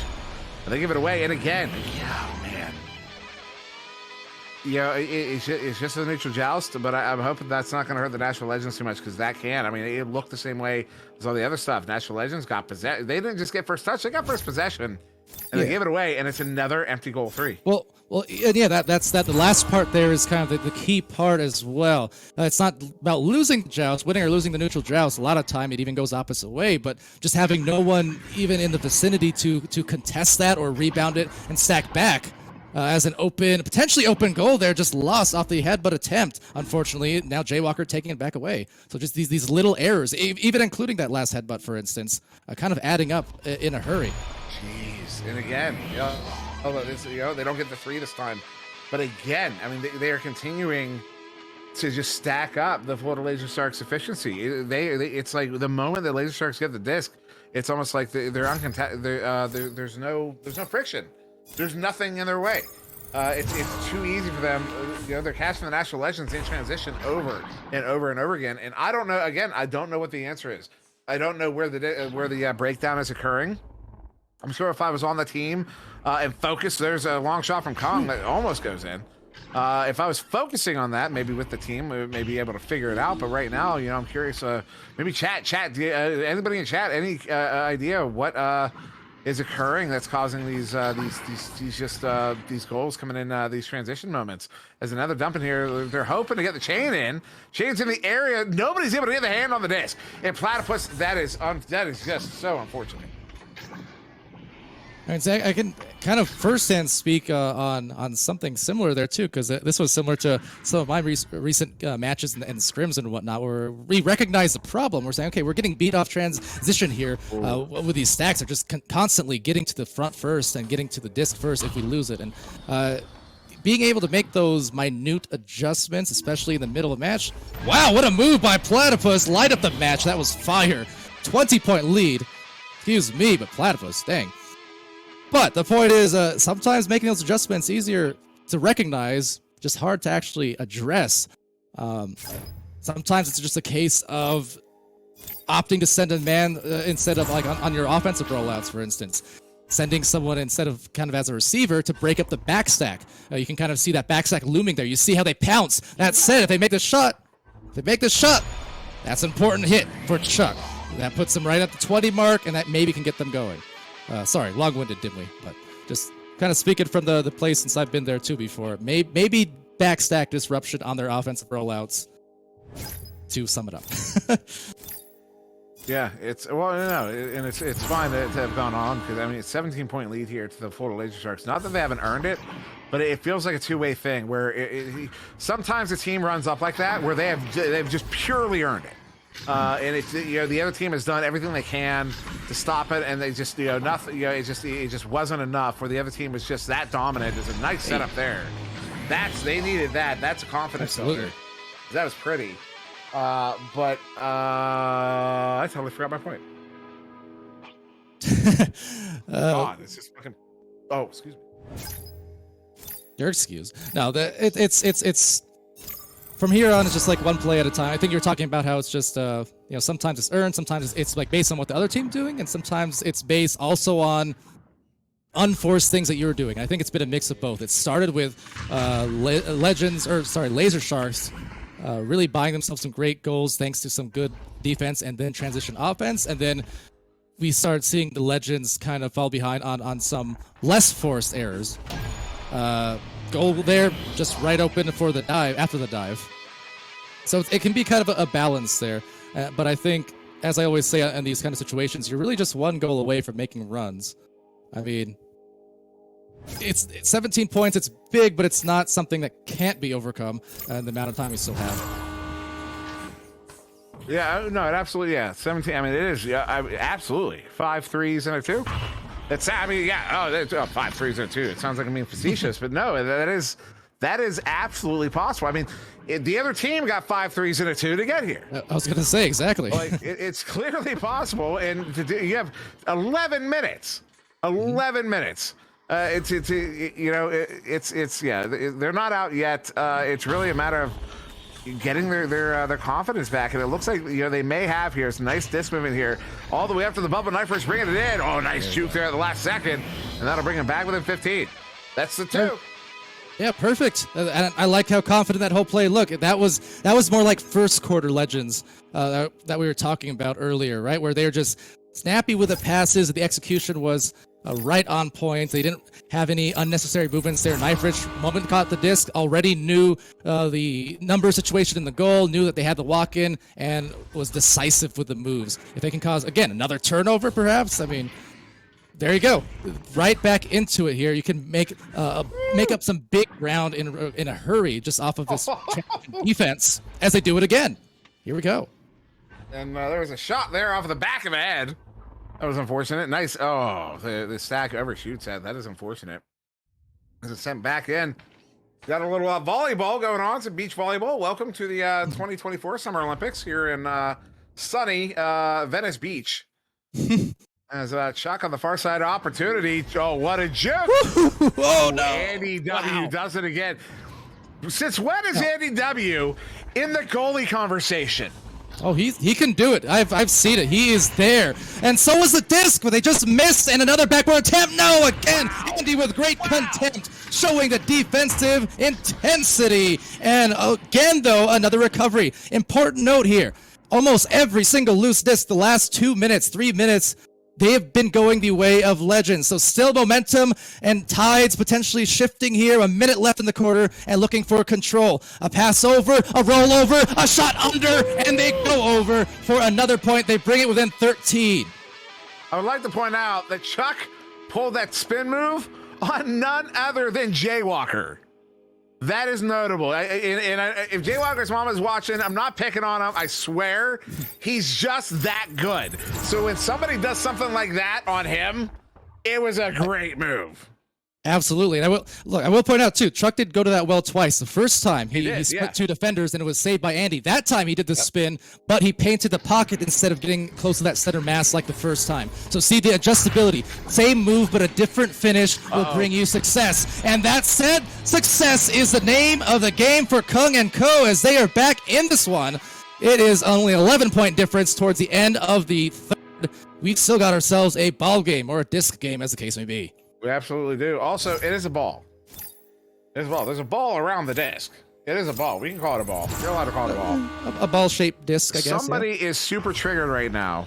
Oh my goodness. Hold on. Oh my goodness. They're back within 8 to end the third quarter.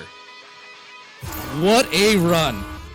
I want to talk about it, but we do have some words first from our sponsors. What a finish there. We'll be right back.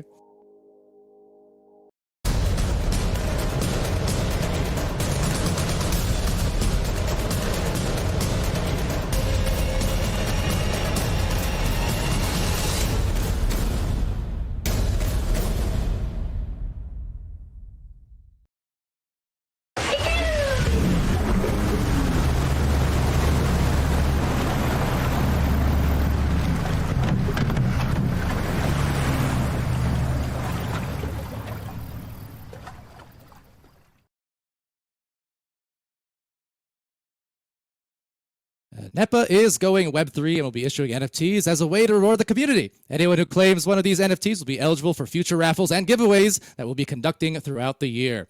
They're free to claim, and all you have to do is fill out a claim form that can be found at www.nepavrpro.com/NFT. We've got some fun stuff planned, so don't miss out. And into the fourth quarter, we're not going to miss out on any of this action either. What a run put on. I kind of noted a couple minutes ago in those last few minutes of the quarter, said the Legends, they were observably getting to every loose disc first over and over and over and over. And boy, did it produce for them. It is a single-digit game where before it was on the brink of a 20-point difference nearly. Yeah, no, I'm pretty sure it was on a 20-point difference at one point. Was it not? 20? It might have even been 22-point difference. No? Am I out of my mind? You're asking me things I don't know for sure again, but I'm pretty sure there was a 20-point difference. Ooh, we're back again, though.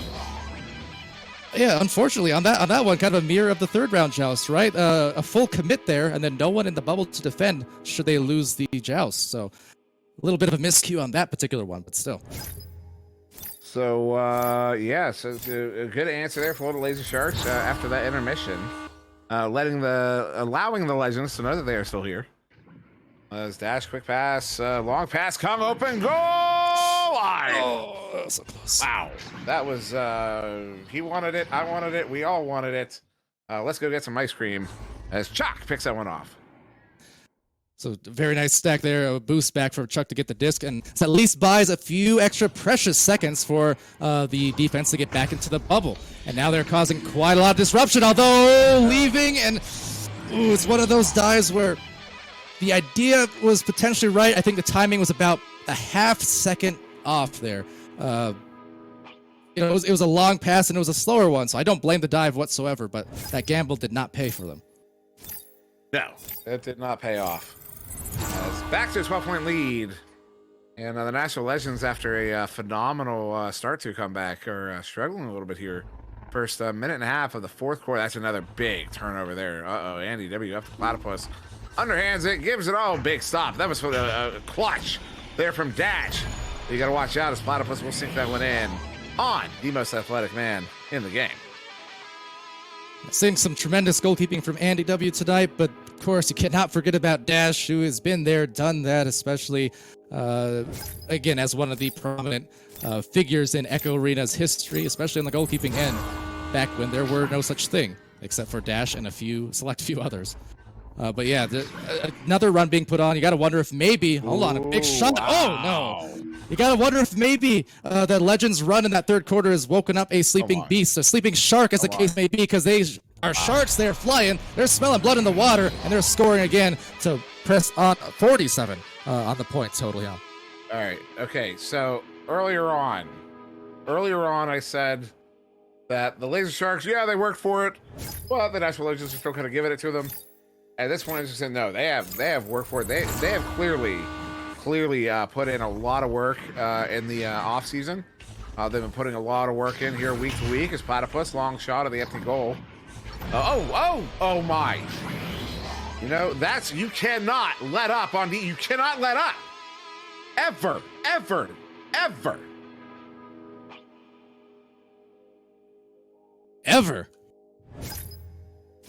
You're almost echoing right now in this arena, Dimwee. It's as if it was all planned. That said, right according to the plan. Forever. Are those stacks? Probably SpongeBob. I don't know. I hope it's SpongeBob. But Kung here with the quick lob over to a Knife. Knife with a spin, looking like Chuck a little bit. And speaking of, it's Kung right back with it after Knife on the assist. Beautifully done. I'm gonna give some massive points to anybody who can get the reference. Forever. Come on, somebody's got to get it. It was a nice goal there, though. Some nice moves from Knife Rich. And it hits Kong. Kong was probably like, "Come on, man, pass." He's a pass it.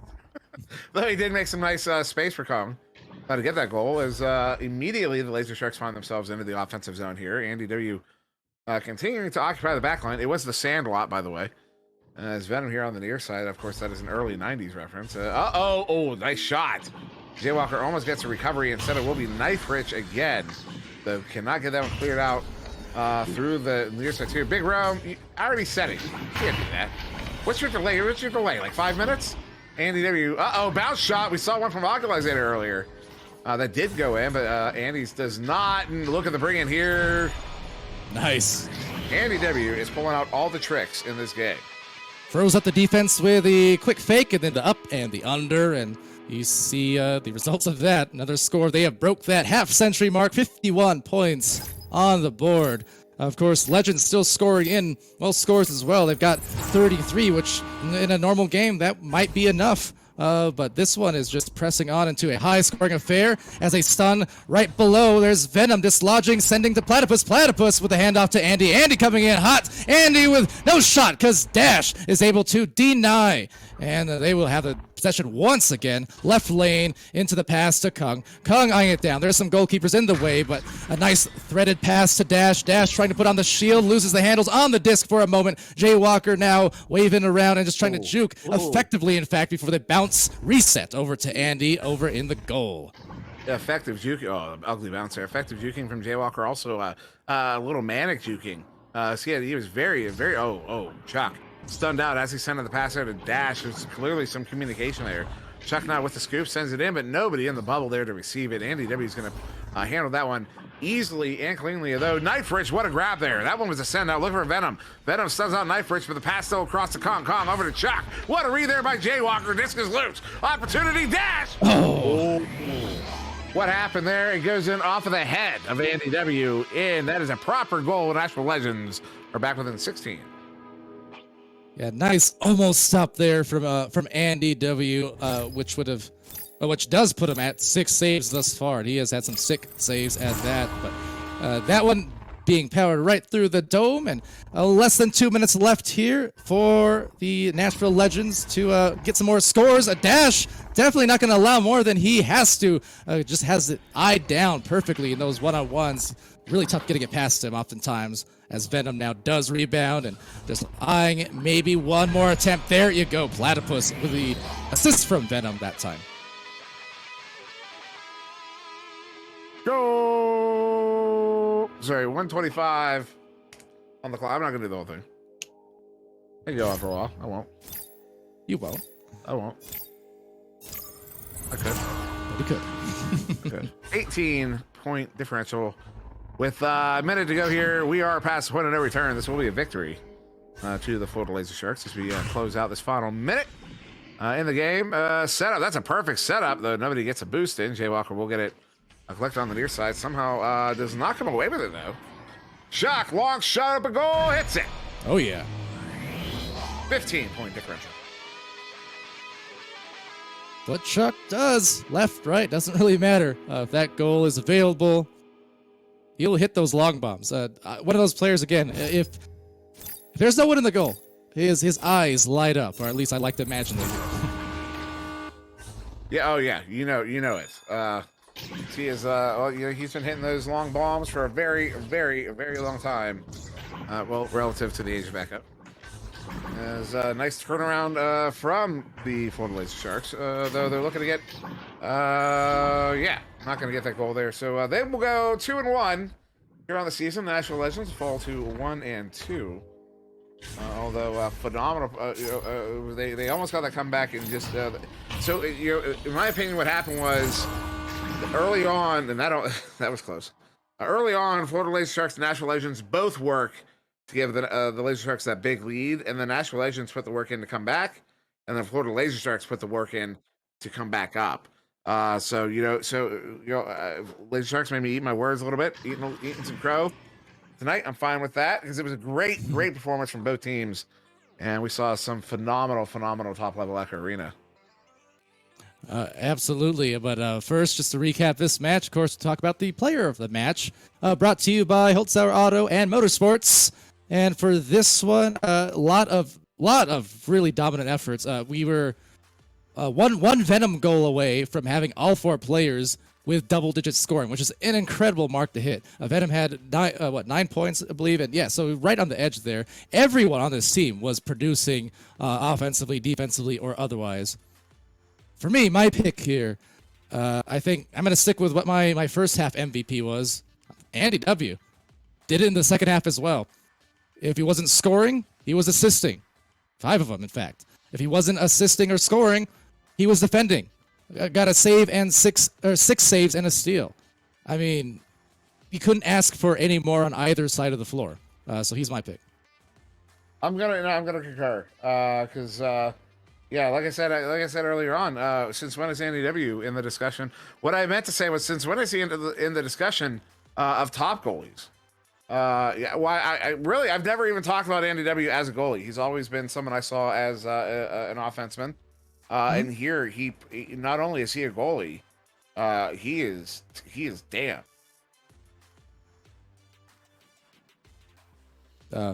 Did we? Yeah, that was it. I've ceased to hear you. Oh, okay. No, that was it. That was it. I didn't hear the end of your sentence. He was. Never mind. It's fine.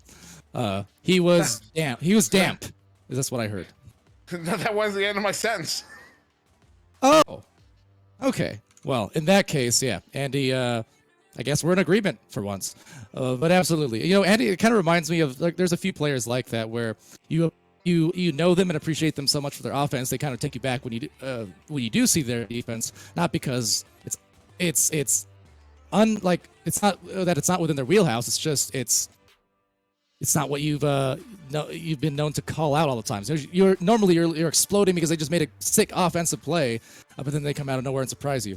Witt was kind of like that for me in VRML a couple seasons ago, right? Where it's like I've always known him since the beginning as a very specific type of player. From midfield to striking, things like that. Not necessarily the directly inside goal defense. And then suddenly, one season, I started casting him, and it's like, wow, he is literally saving everything. And he's doing the dash, where all of a sudden he's saving 2 or 3 in a row, like in the same offensive set for the other team. Guys like Strembitsky, who obviously one of the best out there, who honestly he made his name as a goalie first, to be honest, but he's so known as kind of that, commanding general on the floor with the disc, offensively assisting or shooting or striking and such. You almost forget that he can sneak into the goal and save right there with the best of them. Oculus Leader, I would apply the same to Ock. I mean, there's a lot of players like that. But again, hence Pro Series. Pros. Yep. All right.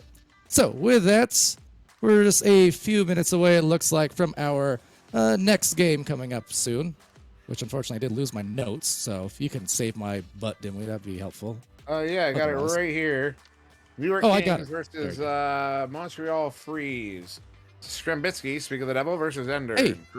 See, look, I was setting up the next game. I didn't even know it. That's just how on point I am sometimes. Perfect. Okay, so New York Kings versus Montreal Freeze coming up next. That will be your final match here of Pro Series tonight. So quick intermission, and we'll set up the next ones, and do stay tuned. It'll be a great match to behold.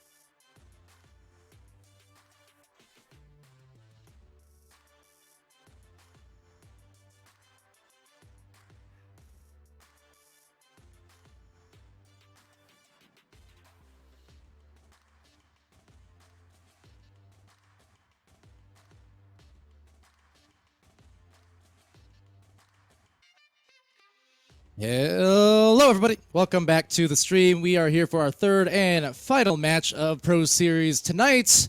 We've got New York Kings, we've got Montreal Freeze, you've got Palador, you got Dimweez, just one of them actually, and Defocus over on the cams. I almost called him Sir Defocus. Dimwee, what's up? 7-Up. Heads up. Actually, no. Cranberry juice. I have sparkling ice fruit punch. Sparkling water. Someone turned me on to it recently. I'm a fan.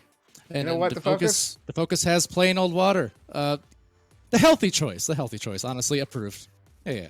I approve. I won't do, but I will give a thumbs up to that. You know. Okay. Yes. So speaking of water. What happens to water when it gets cold? It freezes. We got Montreal Freeze. Ice cold. And you got two. Ice cold. Ice cold water. Wrong reference. Wrong reference. As always. Anyways, that said, it's New York Kings here on the orange team. We're rolling with, let's see, Heck, Jiggy, That Green Pigeon, Aiden, Strembitsky. All right, so this one looking much closer to the roster that I was expecting. I think last time around I casted them last week. I think it was with you, right? Yeah, they were rolling with a couple subs there this time. It looks like we got their roster in place and they're ready to rock and roll. What are your outlooks for them? There was Pigeon and Heck that were out last week. Right. I know it was Pigeon. I'm not sure about Heck. I know it was Pigeon. Think Heck. So yeah, expect a different sort of performance out of them tonight. We're still waiting on. Yeah, okay, that's what I was worried about. Looks like Montreal. What? Okay. Yeah. All right. Yeah. Yeah. So Montreal Free is going to be without Ender tonight, which is a notable loss. Yeah. Absolutely. I mean, Montreal Free is looking like we've got see Giggity Gal, Fire Ninja, XA, Cruisin, and Igneel Sensei.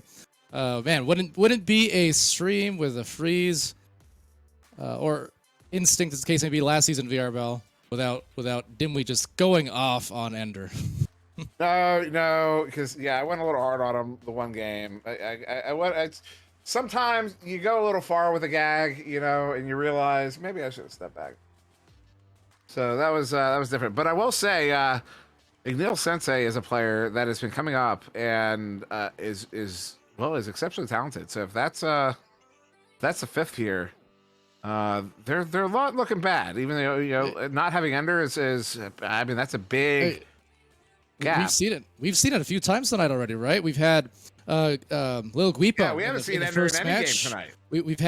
We've had Platypus in that last match. We got Sensei coming in now. I mean, we'll see what the rosters and playing distribution is here. But I mean, it would not be the first time we've seen in these last few weeks really impressive players being picked up as subs and making these huge statement games as a big statement stun from X to the A to the 3. And hey, it's the first goal already. Yeah, dog, we heard you like goals, so we got you some goals on top of goals inside of goals. That's not true. We just got one. Just one so far. But I mean, it's so fast. If the pace keeps up, it will be like that. And that is the goal. And this is Rocket. That Green Pigeon will send that one across into the hands of Jiggy.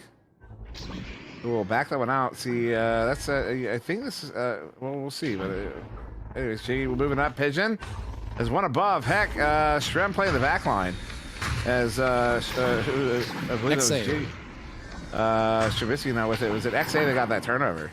Yeah, XA with the good hands, but of course Strembitsky there just playing back now and opting for the repositioning of the offense. You can see the good spacing. Jiggy just transitioning between the wall and the shoulder, waiting for the play to unfold, and one or the other, had some passing options, but couldn't find either one of them, so it will be Fire Ninja causing a, momentary turnover as it goes into the tunnel. And, getting caught in the tracks, though, is Heck. Heck just dishing it right back. Some stuns as it gets loose into the opposite trap now.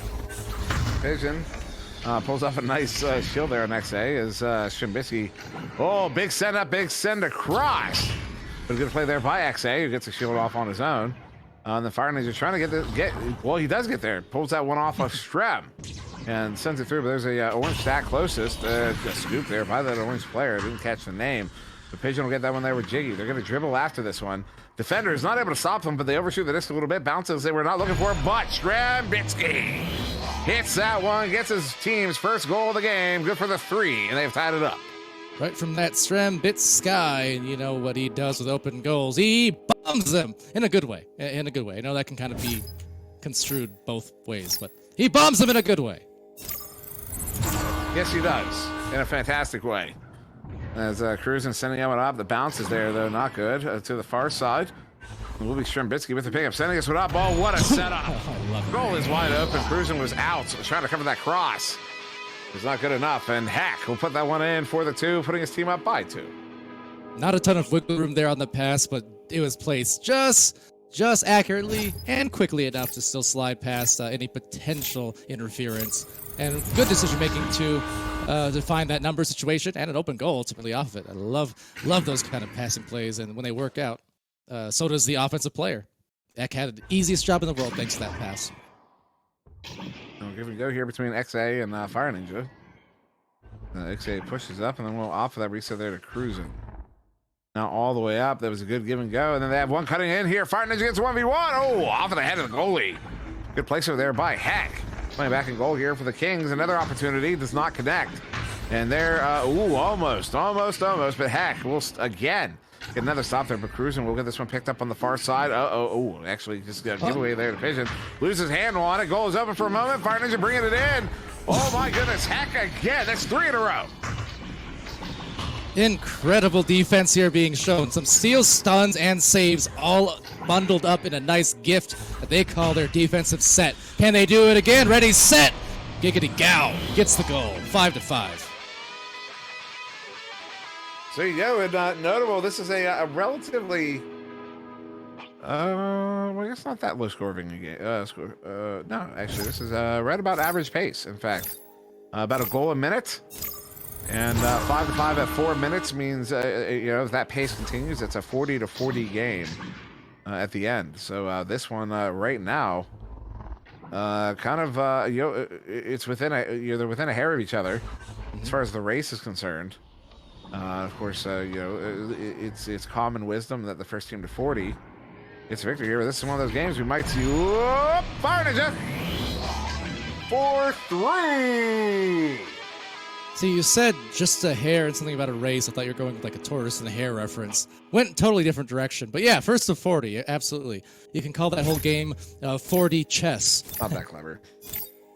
Come on, that was clever though. 40 chess. Anyway. You know what? I don't care.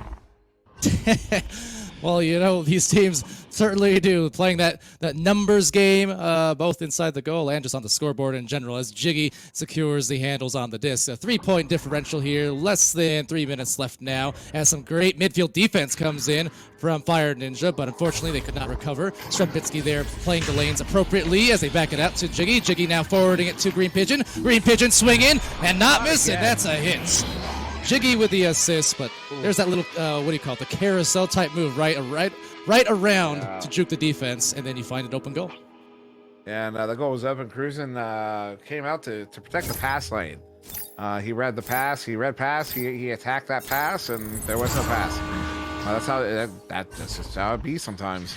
As Cruzen sends this one in the near side too, gets it across. Giggity Gow sends that one up here. XA. Here on the near side. Actually, is this? Hold on. No, okay, yeah, he has been. Okay, Neil said that's right. Sensei is the one sitting out here. As XA gets that one picked off. Nice move there. Gets it through the tube. Gets it picked up. Oh, come on. Here in the, I wanted a goal. I wanted it. I just sometimes you're not. I'm not rooting for a team. I just wanted that goal. Yeah, well, it's like the moves that lead up to it are so nice. You just hope it can be capped off with that perfect highlight package. It's right into the gift wrap. This is essentially what a good delivery, and swings it right through the dome on the way in. But up by 3 now, over on Freeze. Welcome to the Thunderdome. It's cold in here. Ice. Minute baby. 20. It's a 3-point lead. Yeah, Montreal freeze. Uh-oh, turnover there, cruising, open goal! Guess what? I wanted it. So did he. Jiggy. You know, confused. Maybe I do have a favorite. Do I have a secret bias, like a hidden bias towards the freeze here? Do I not realize? You know, this innate bias. Yeah, it's possible.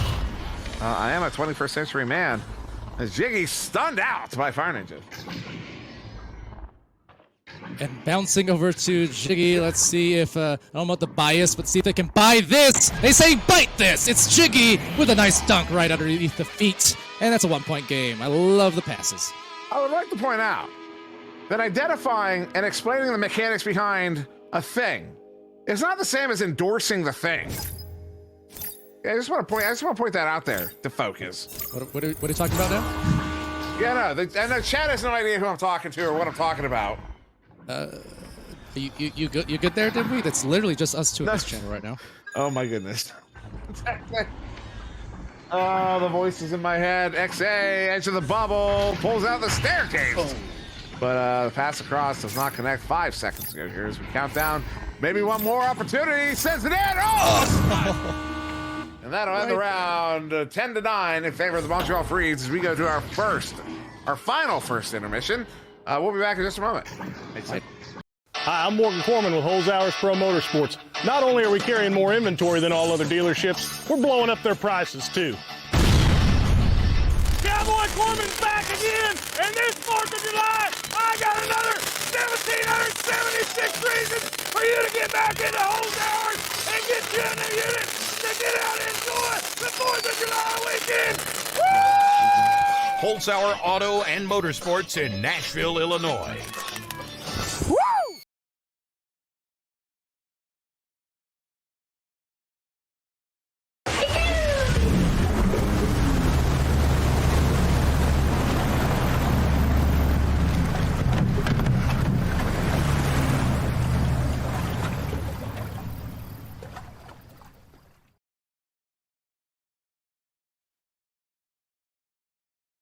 For those looking to claim this week's POAP, head on over to www.nepavrpro.com/NFT to fill out the POAP claim form.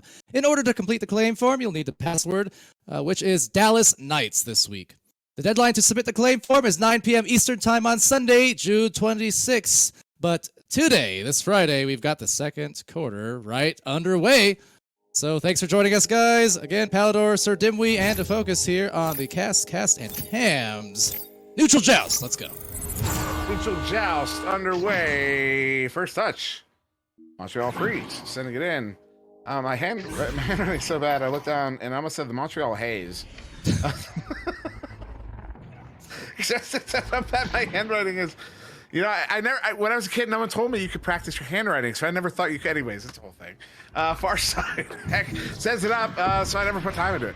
And collected here by Cruising, though. We'll send this one out. We're looking to get it off the near side wall. The slap back.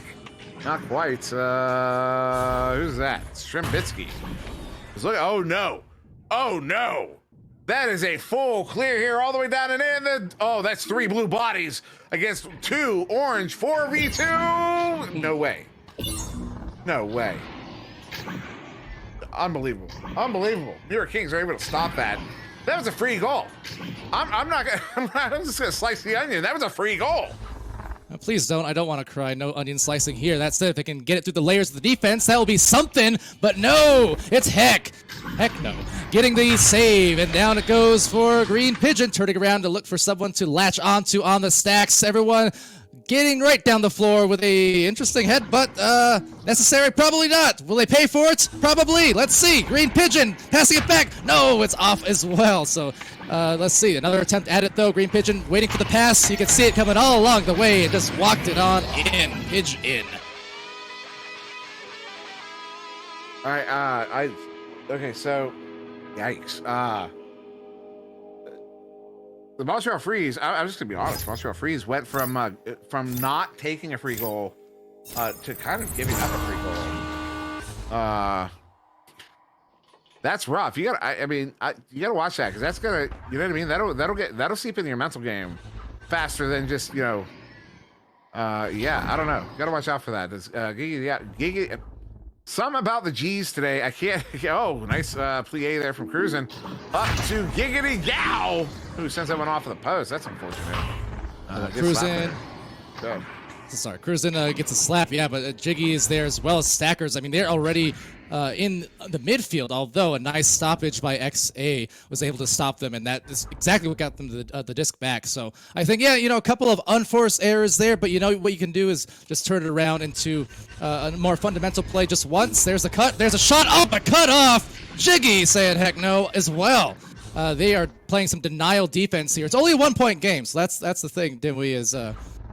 couple unforced errors, but they should check that scoreboard and say, okay, we're fine. Just get back to what brings us success. And it is a Giggity Gal shot with the assist to Ninja. Yeah, solid goal. They came into this second quarter looking a little sloppy. Sloppy. Sorry, a little sloppy, but now looking okay.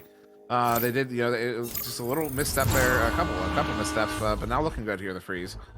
So Pigeon will send them across. That's Jiggy gets it turned over. Fire Ninja picks it up there, paired up with Giggity Gal on that chain. The backstack though, get their first Cruisin' long shot. Ooh, hits the cone. Sends it right back out of the bubble. Cruisin' gets it back. Now we'll go be. Oh, that was a nice send. Did you see how he sent that one in? It wasn't a straight pass. He kind of careened it around the wall there. Yeah, and the receiver was well aware of it too. They didn't budge. I mean, was still latched onto the anchor there, knowing that it would end up where it needed to be. Just no catch, unfortunately. That one just bounces off the barrier. That was nearly a full court fling that had a chance, but the sneeze guard there doing what it does, as it will be another turnover to Giggity Gal and Co. as they, blaze down the floor. Oh, but a nasty hook, losing the disc, and they'll still regain it. Fire Ninja right back down to Giggity and Giggity to the midfield. And XA will go for the full reset there to the bow. Cruisin' again. The man has been taking ballet lessons, as I understand it. They are paying off as Giggity Gal. We got another one, and of course, I completely made that up. But go ahead and spread the rumor. Don't know about ballet, but I had a valet right there. Just parked the car right inside the offense's zone, and really nice 1-2 punch to get that goal. That was a nice goal there. So it's 3-point lead, Montreal Freeze. New York Kings, just a note, is still looking for their first victory in this season. Currently 0-2. Freeze are 1-1. It's Fire Ninja who stuffs it, but then misses it. Second hook we've seen from Fire Ninja there. A little uncharacteristic. Certainly a player can pop off, but having a little unfortunate luck with some of these throws here. There's XA. Ooh. That's one of those times you see XA jukes there a little bit, but he's not juking to do the solo thing. He's juking because his team is all in the bubble. They're fully committed to that attack. He needs to allow them a little bit more time to get open, and that's exactly how it works out. Yeah, those efficient jukes, the purposeful ones, right? Just to freeze the defense and to buy a little extra time for the right pass to make itself available, or the right play in general. Speaking of, though, making those midfield plays, Strembitsky and Co. now have possession. Some beautiful triangle passing here. Green Pigeon working up the floor. Slowly, and goalie! It's Cruisin! Gets the stop, putting a cork in that play as Stram tries to secure it. Cruisin, though, securing the disc after a stun, a shield in the midfield, as it will yield the attempt once again. The duck through and the back out, the reset. They're up by 5 on the freeze, and Giggity Gal now pushing up the floor. Up there, Fire Ninja, quick pass cross, Cruisin, bringing it in. Bullet comes out. So Cruisin will hit the underhand granny shot. Good for the 2. Puts the team up by 7. And of course, I don't use the term granny shot in a derogatory sense. Just it's the underhand. Kind of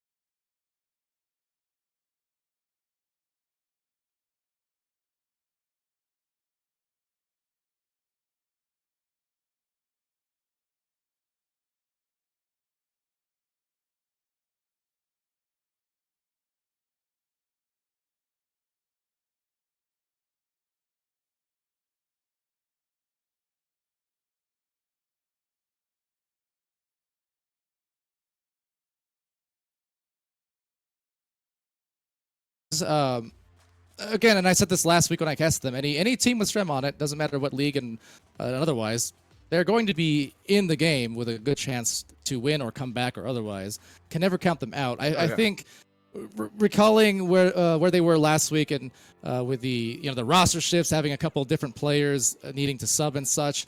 So I can't assume for the context of the entire last week or two of the Kings, but if that's an indication, maybe it's just kind of a gelling thing, a chemistry thing. If they've had a rotation of different subs in their scrims and their actual matches and such, which I think has been the case for at least some of their matches and such, it could be just a matter of gelling, basically, because they have their full roster now, but it's just a matter of kind of putting those pieces together a little bit and figuring out, okay, now that we're back in this groove with this player, you got to kind of have that part in your mentals where you're going back to what brings you the success and going back to the positioning of old as opposed to what the positioning was like when you had your subs in your matches and scrims. It can be very confusing at times, at least for that initial little period. That's my analysis. Am I wrong? Right? I don't know, but we'll see. We shall see as we get started here in the second half. And first grab will be Giggity Gal, here for Montreal. Although notable New York Kings did come out in a defensive look. They kind of gave up that initial touch. And it does work out. A Stremlock shot. That's on the money. Hey, as if I just willed it to existence, right? It said any team with Strem. Well, there you go. That's how you started off. 16 seconds at 3-point goal, as we've seen in very recent matches. In fact, just the last one. We know those 3-pointers, they can build a lead in a hurry. They can also evaporate a lead in a hurry. So you got to watch out for that. Nice way to start for the Kings. Yeah, very good start there. Is nice relay here. Fire Ninja did not get the open goal, but they did get that defense all the way back. That's the thing about those relays. If you connect all the way up there, you might not get an opportunity on it. Oh, here's an opportunity. Fire Ninja looking for the cut. So miscommunication at Cruiser not able to play. Gal, what is it with that? Why can I not do the G's today? I'm not sure. But Giggity Gal, we'll send that one up. As G turns it around. I don't remember what my point was. I keep getting tripped up there as Cruisin sends that one down to the floor. Maybe a bounce pass here for XA on the near side. Yeah, well, Giggity Gal, I have to kind of be careful too, I guess. Cruisin with the disc now. The two of them splitting up in the midfield as they work up the way the floor. Giggity with a pass over to the corner. And one more on the cutter. Oh, that was beautiful. Just a quick cycling of the disc. Crisscross, basically, to make applesauce out of that. 25-14. Yeah, the Freeze are not slowing down. Although we did see the New York Kings get a goal here in the third quarter. We'll see if they get another one. But the Montreal Freeze continue their scoring pace, which is not. They're not on fire. They're not scoring. They're really scoring. It's basically they're averaging like one goal every 2 minutes or so. 2 minutes or so. They're on pace to maybe hit 40. You know what I mean? So they're not like they're not having that. They're having basically your kind of your standard your average offensive game. Not to say they're average. They're a phenomenal team. Stremitsky.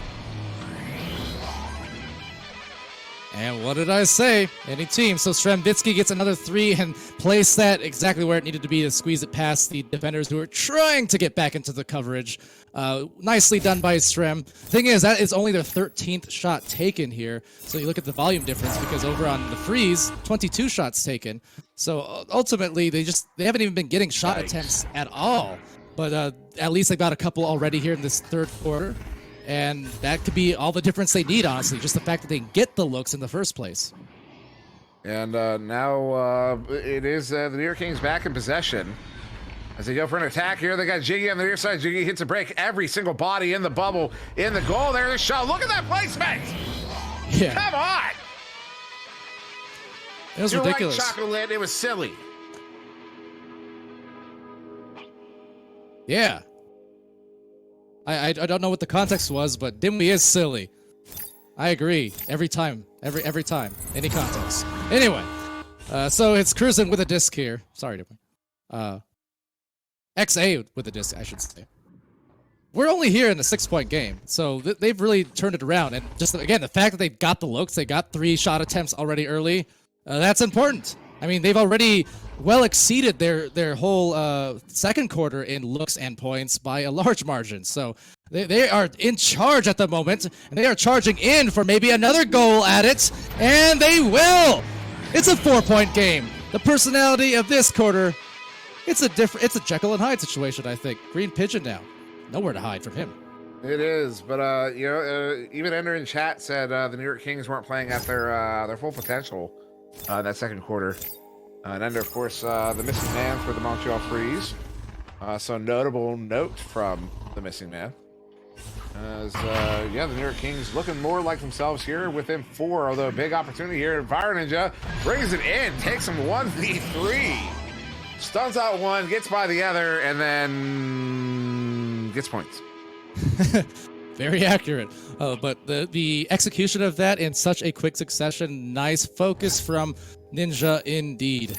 Showing those martial arts, I suppose, and that was a work of art. So got some scores back on the board as the Joust comes out here into the midfield. And an interception, actually, a steal from Fire, and they're going to dribble down the floor. They lose their stacks just a little bit, and the smokestacks are the defense, but right around the fence, it's Giggity waving goodbye, and couldn't get the find. Unfortunately, mishandle at the shield. Turnover again. The timing there on that was terrible because they had absolutely folded up the defense. Defense was completely stacked up.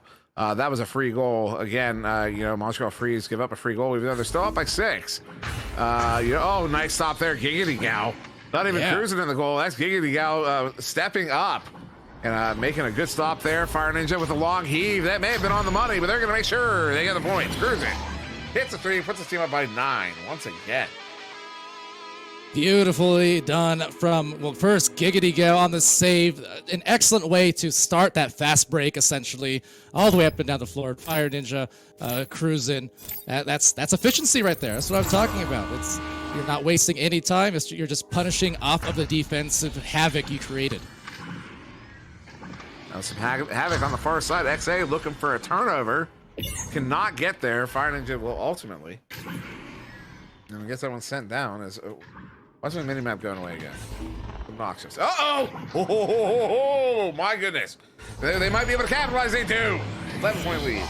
Oof. Wow, that's tough goal to eat, didn't we, right there? Near self-goal, as you said, but just a miscommunication. And just like that last play, punish, right? A turnover caused, whether intentionally or not, on your defense's end. Important thing is you just get right back to that disc as fast as you can and punish off it, and they did. Indeed they did, as Shemiski now contending with that chain. Soft pass, that's a turnover. Oh, you can't do that with the stack, although that shot from the stack goes wide. That was Giggity Gal with the shot. As Jiggy will get it recovered once again for the New York Kings. So that's a lucky turn of events for the Kings. Although another turnover on the backline, cruising, sending it out. Backside on the far side, wants to take Jiggy on one-on-one. And Jiggy will just kind of box out the player instead of taking him on. Fire and just stunned out. What a play there by Pigeon to stop that shot opportunity. And Strim will get it recovered for the New York Kings. Less than a minute to go in the quarter. Wonderfully done by Pigeon there. Just took the diver off guard, the offensive player off guard for that split second that he turned his head to check for maybe a pass and a stack. So well done to cause a turnover. Can they create some offense is the question. There's the pass to Heck, but gets it stolen by Giggity Gal, and that is Giggity good. Can they get the Giggity goal is the question. There it is, up high, and turns, but gets burned. A rebound and shot found. Fire Ninja recovers and cleans up. 13-point lead to the Montreal Freeze as there is only 9 seconds going to be on the clock when we come out of the tubes here in this third quarter. So the Montreal Freeze, the New York Kings pushed up. They almost tied it up, and then the Freeze just absolutely took over again. As 5 seconds to look for a relay here. That send out not going to happen. This will end the third quarter 34-21 in favor of the Freeze as we go to our final intermission of the evening. We will see you on the other side for one more quarter. Hi, I'm Morgan Corman with Holzhauer's Pro Motorsports. Not only are we carrying more inventory than all other dealerships, we're blowing up their prices too. Cowboy Corman's back again, and this 4th of July, I got another 1,776 reasons for you to get back into Holzhauer's and get you a new unit to get out and enjoy the 4th of July weekend. Woo! Holzhauer Auto and Motorsports in Nashville, Illinois.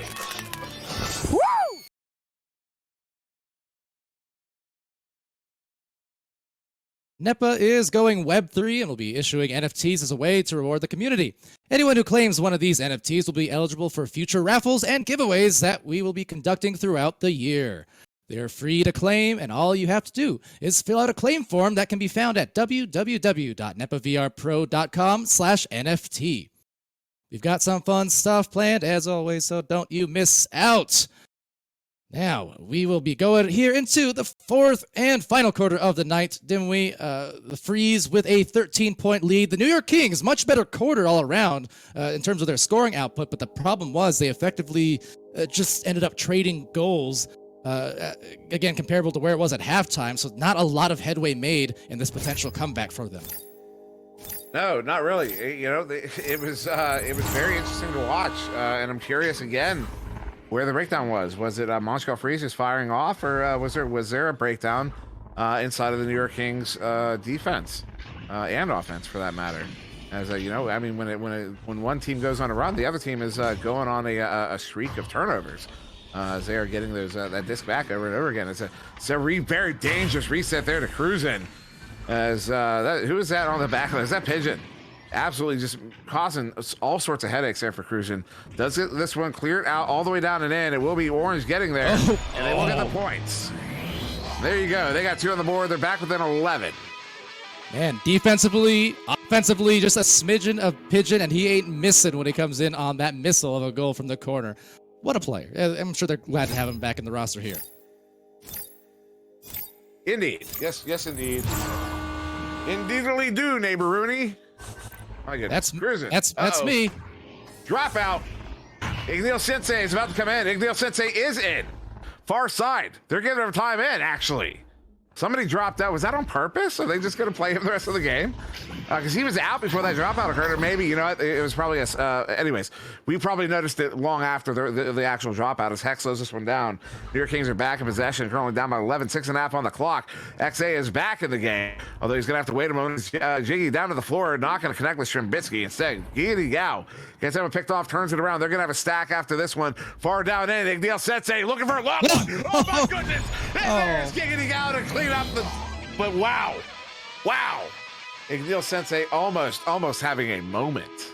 Yeah, anytime a player has to unexpectedly suit up, even for just a play, it doesn't matter what the score is. You kind of want to see it happen, right? You want to see that score, that moment. It's like, oh, don't need no warm-ups. They're ready to get into that action. That was close, but good job on the cleanup duty there. Strembitsky here with the disc. Send up here, opportunity, hack open, goal goes wide. I was high and then wide. Or maybe high then low. Maybe high, wide, low, wide. Anyways, mid in the valley there. XA will get a good slap on. Get this one all the way down into the orange bubble. He's got a friendly in there. That's Cruisin'. 1v2. Pocket pick there. Shrimbitsky says no. Shuts down that opportunity. It's now Stram on the far side looking for the clear. Hits the lip of the tube instead. As that Pigeon there gets it, does forward it through mid. So we'll find the hands of Cruisin' on the back line under assault, but still gets it sent up here into the near side tube. Through the near side tube. Pigeon with the collection, puts a shield up, but gives it away to Fire Ninja. They have one up. Giggity Gao is in there. They're going to send it to Giggity, and he's going to get the points, putting his team up by 15. Nicely done again. The efficient passes. They're not wasting any time, and there's no errors to be found on a lot of these plays. So well done. Giggity Gao getting on the scoreboard here to the tune of 12 points. And actually, that leads the way for the team on that note. But a lot of assists on the board as well. I mean, Fire Ninja 11 and 7. So like I said, that team play is paying dividends, and they are really in a great flow here. Indeed. Phenomenal flow. Cruising. No, that's a bug on my side. Pigeon bringing it in. Oh, there's some good points. As a Pigeon with that one for the 2. Team still down by 13, though there is still time. There's over 4 minutes to go in this game. As Pigeon gets double digits down on the board. 12 points he has in this game so far. Tied for highest with Giggity Gao. Right, and this is still, unfortunately for the New York Kings, this is still the same position that we found ourselves basically going into the third quarter. At the end of the third quarter, right, that 13-point difference, that margin, they cannot afford to trade goals. They are scoring much better here these last couple of quarters than they did in the first half, but they need to do that again and again and again. And they cannot, the big thing is they cannot be trading goals. They need to defend some way, somehow. And we've seen it from a few of these players in spurts, but they really need to lock it down if they want to bring this to single digits and have a run. Yeah, and with less than 4 minutes to go, I mean, 11 points. It is, but it's only 4 goals, which is but 1 goal a minute. What? But with staunch defense, 4 goals and none conceded, especially not a 3. Woof. You know what? I don't like your attitude. Sorry. Sorry. Slap up here. Wow. I don't know how that left his hand, but this is a good clear in there to the far side. The bouncer off the wall. Ooh, almost getting there. Who was that? Was that Heck? I think it was indeed. Is that cruising there at mid? In the trench. Sending it to mid. That's an opportunity. They're sending it up. Big pickup up a goal. Jiggy does not miss. 8 points. Okay, talk about it into existence perhaps, because the last couple of plays they did exactly what I was saying. They needed to defend with their lives on the line, at least in the context of this match. They cannot afford to give really too many goals at all, 2s or 3s or otherwise. There needs to be picture-perfect defense just about, and they need to capitalize offensively. They did that a couple times. They need to keep it up here with maybe another turnover and even more scores. We're at 2.5 minutes, though. 2.5 minutes, gaining out, long shot, a little bit high. I was looking at the top side of the backboard there. As a Shrimbitsky looking to send that one out. XA, though, at the far side will offer a reset to Cruisin. Cruisin trying to go back to XA. The bounce is not favorable. Shrimbitsky is able to get it recovered, stunned up by XA, and Pigeon, though, with the recovery of his own now. And off to clear this one out. Off the floor, into the bubble, though, chase after it, but it's in the hands of Blue. Go ahead. Yeah, I was going to say, you got to be careful with that because they had 3 players for the Kings bunch there in the trap and kind of threw that clear, but that defense was underway. It's well underway, but no way, says Green Pigeon. Nice save, but I'm still taking it. It's mine. 6-point game, and I dare say this is timeout territory if I'm over on the Freeze's end. 2 minutes left, but they are starting to bleed a little bit here. Watch out, we're in the final 2 minutes, so it is the something red zone, brought to you by so-and-so. I couldn't think of anything clever, so I just went with defaults. Fire Ninja sending him across. That's a turnover. Pigeon, long shot, good crap there, Cruising. Turns that one around, but it hits the stacks there. Heck is able to get this one on the back line. This team only down by 6. There's less than a minute after to go in this game. Will they get this comeback? Heck setting it up. Shrimbitsky hits a cut, goes open. Jiggy hits it, they're within 4. My goodness, what a comeback. They have been mounting, but only a minute left. That's a 2-pointer, and they're down by 4. I mean, every single moment of this match now is going to count from here on out. So really, for the Freeze, they're opting not to use a timeout at any point, it seems like, but they need to take care of this disc because right now the flow is definitely in the way of the Kings who are blazing down that floor. Now, 1 in the goal, as well as a pass there, a little off. There's a turnover, the reset, 50 seconds. Get your stacks and get into the front line because we've got ourselves a game in the last minute of play. They're moving it up. Shrimbitsky got that stun off. He has to get this one recovered. He does. Now look at it back across 1v1. The stop by Cruisin. That's why he's one of the best. He is clutch. They've got to get a goal right now. If they do not, 10 seconds, they have to get it in. They have to turn this one around all the way down. Stretch pass. You cannot waste any time. If we hit 20, that is game over for the New York Kings. Sending it out. 2 seconds, 1 second. Shot up. Are they going to connect? They do not. Then there's no time left, even if they get it in. That right there was the last goal of the game. The Montreal Freeze will take out the New York Kings by 2 in the final minute or so. And understand this, that is why Cruisin is a champion. That is why Cruisin is a pro. That is why the Montreal Freeze just won that game because, oh my God, the momentum on the Kings side the last 2 minutes, it was all in their favor. And then Cruisin just said, nope, I'm just gonna clutch it up here. I'm gonna put my big boy pants on. I'm gonna clutch it. I just spat everywhere. I'm gonna clutch it with the most clutch, literal clutch. Did you see? Those are the moments, right? No, very few people can do what he just did. He just saved the game with a save. These are the days. Sorry. No, quick drink there, and I got this translates directly into, of course, player of the match, brought to you by Holzhauer Auto and Motorsports. And for me, Dimwee, I mean, a lot of impressive plays, but like I said, that save alone has me favoring a certain player right there. But I'll pass it off to you first. Go ahead. I'm we're in considering agreement. so. I'm Because considering. this is here's the thing, because you look at the stats, you go 10 points and 3 saves, like that's an MVP performance. Yeah. But that is the thing about this game, and the way the game tracks stats is that is not the whole story. That is not your as, and it's something, you know, we're guilty of it as well. I know I am.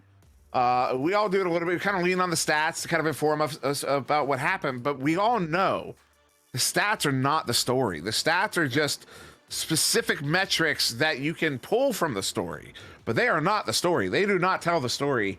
And this is probably the best example I've ever seen, where we're looking at Cruzen, who you know, Brutus the other day talked about the, what do you call it, the Dimwee scale, where, you know, certain players are so good they have to perform at a certain level for me to consider them, you know, for an MVP. Cruzen is on that scale. Cruzen is one of those players. He was so clutch in this game, despite the fact that he is on the Dimwee scale and his stats are only 10, 1, and 3. He's still MVP, because that is clutch. He is the definition of clutch. Absolutely. I mean, basically for me, as Cruzen or Fire Ninja, the thing is, Fire Ninja put up a beast of a stat line, no denying. 11 points and 7 assists also. So that's where I was weighing it down, because to be flirting with that anywhere near the 10 assist mark while also having double-digit points, that means you had a heavy hand in setting up or finishing so many plays on the offensive end for you and your teammates. Not to mention the 4 steals, meaning a lot of midfield defense. So, like, that is where I'm weighing it. But at the end of the day, had Cruzen...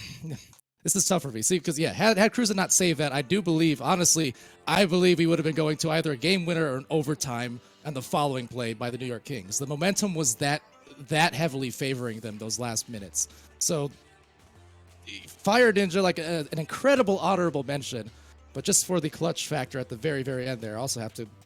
it lifts Cruzen a little bit more, but Fire Ninja is like... It's like 1A, 1B, you know? For me, anyways.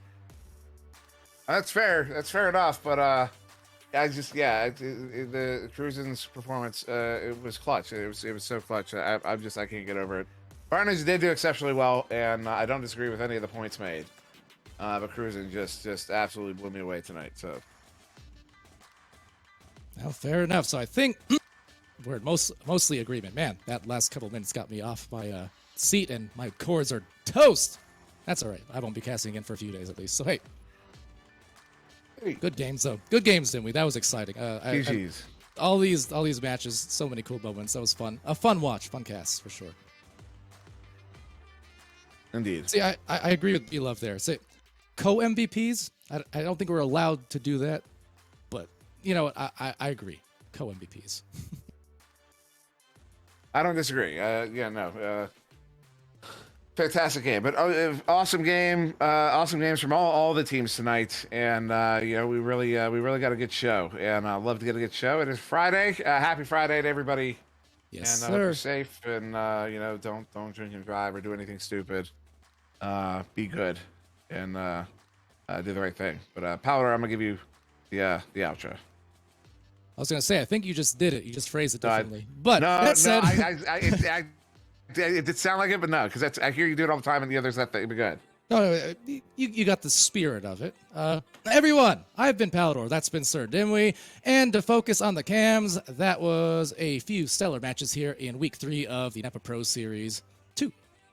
Always happy to be here, and we'll see you for another one next week, I'm sure. But until then, here goes Dimwee. Be happy, be healthy, be safe, and be good to each other. We're going to see you again really soon. Goodbye. La, la, la, la, la, la, la, la, la, la.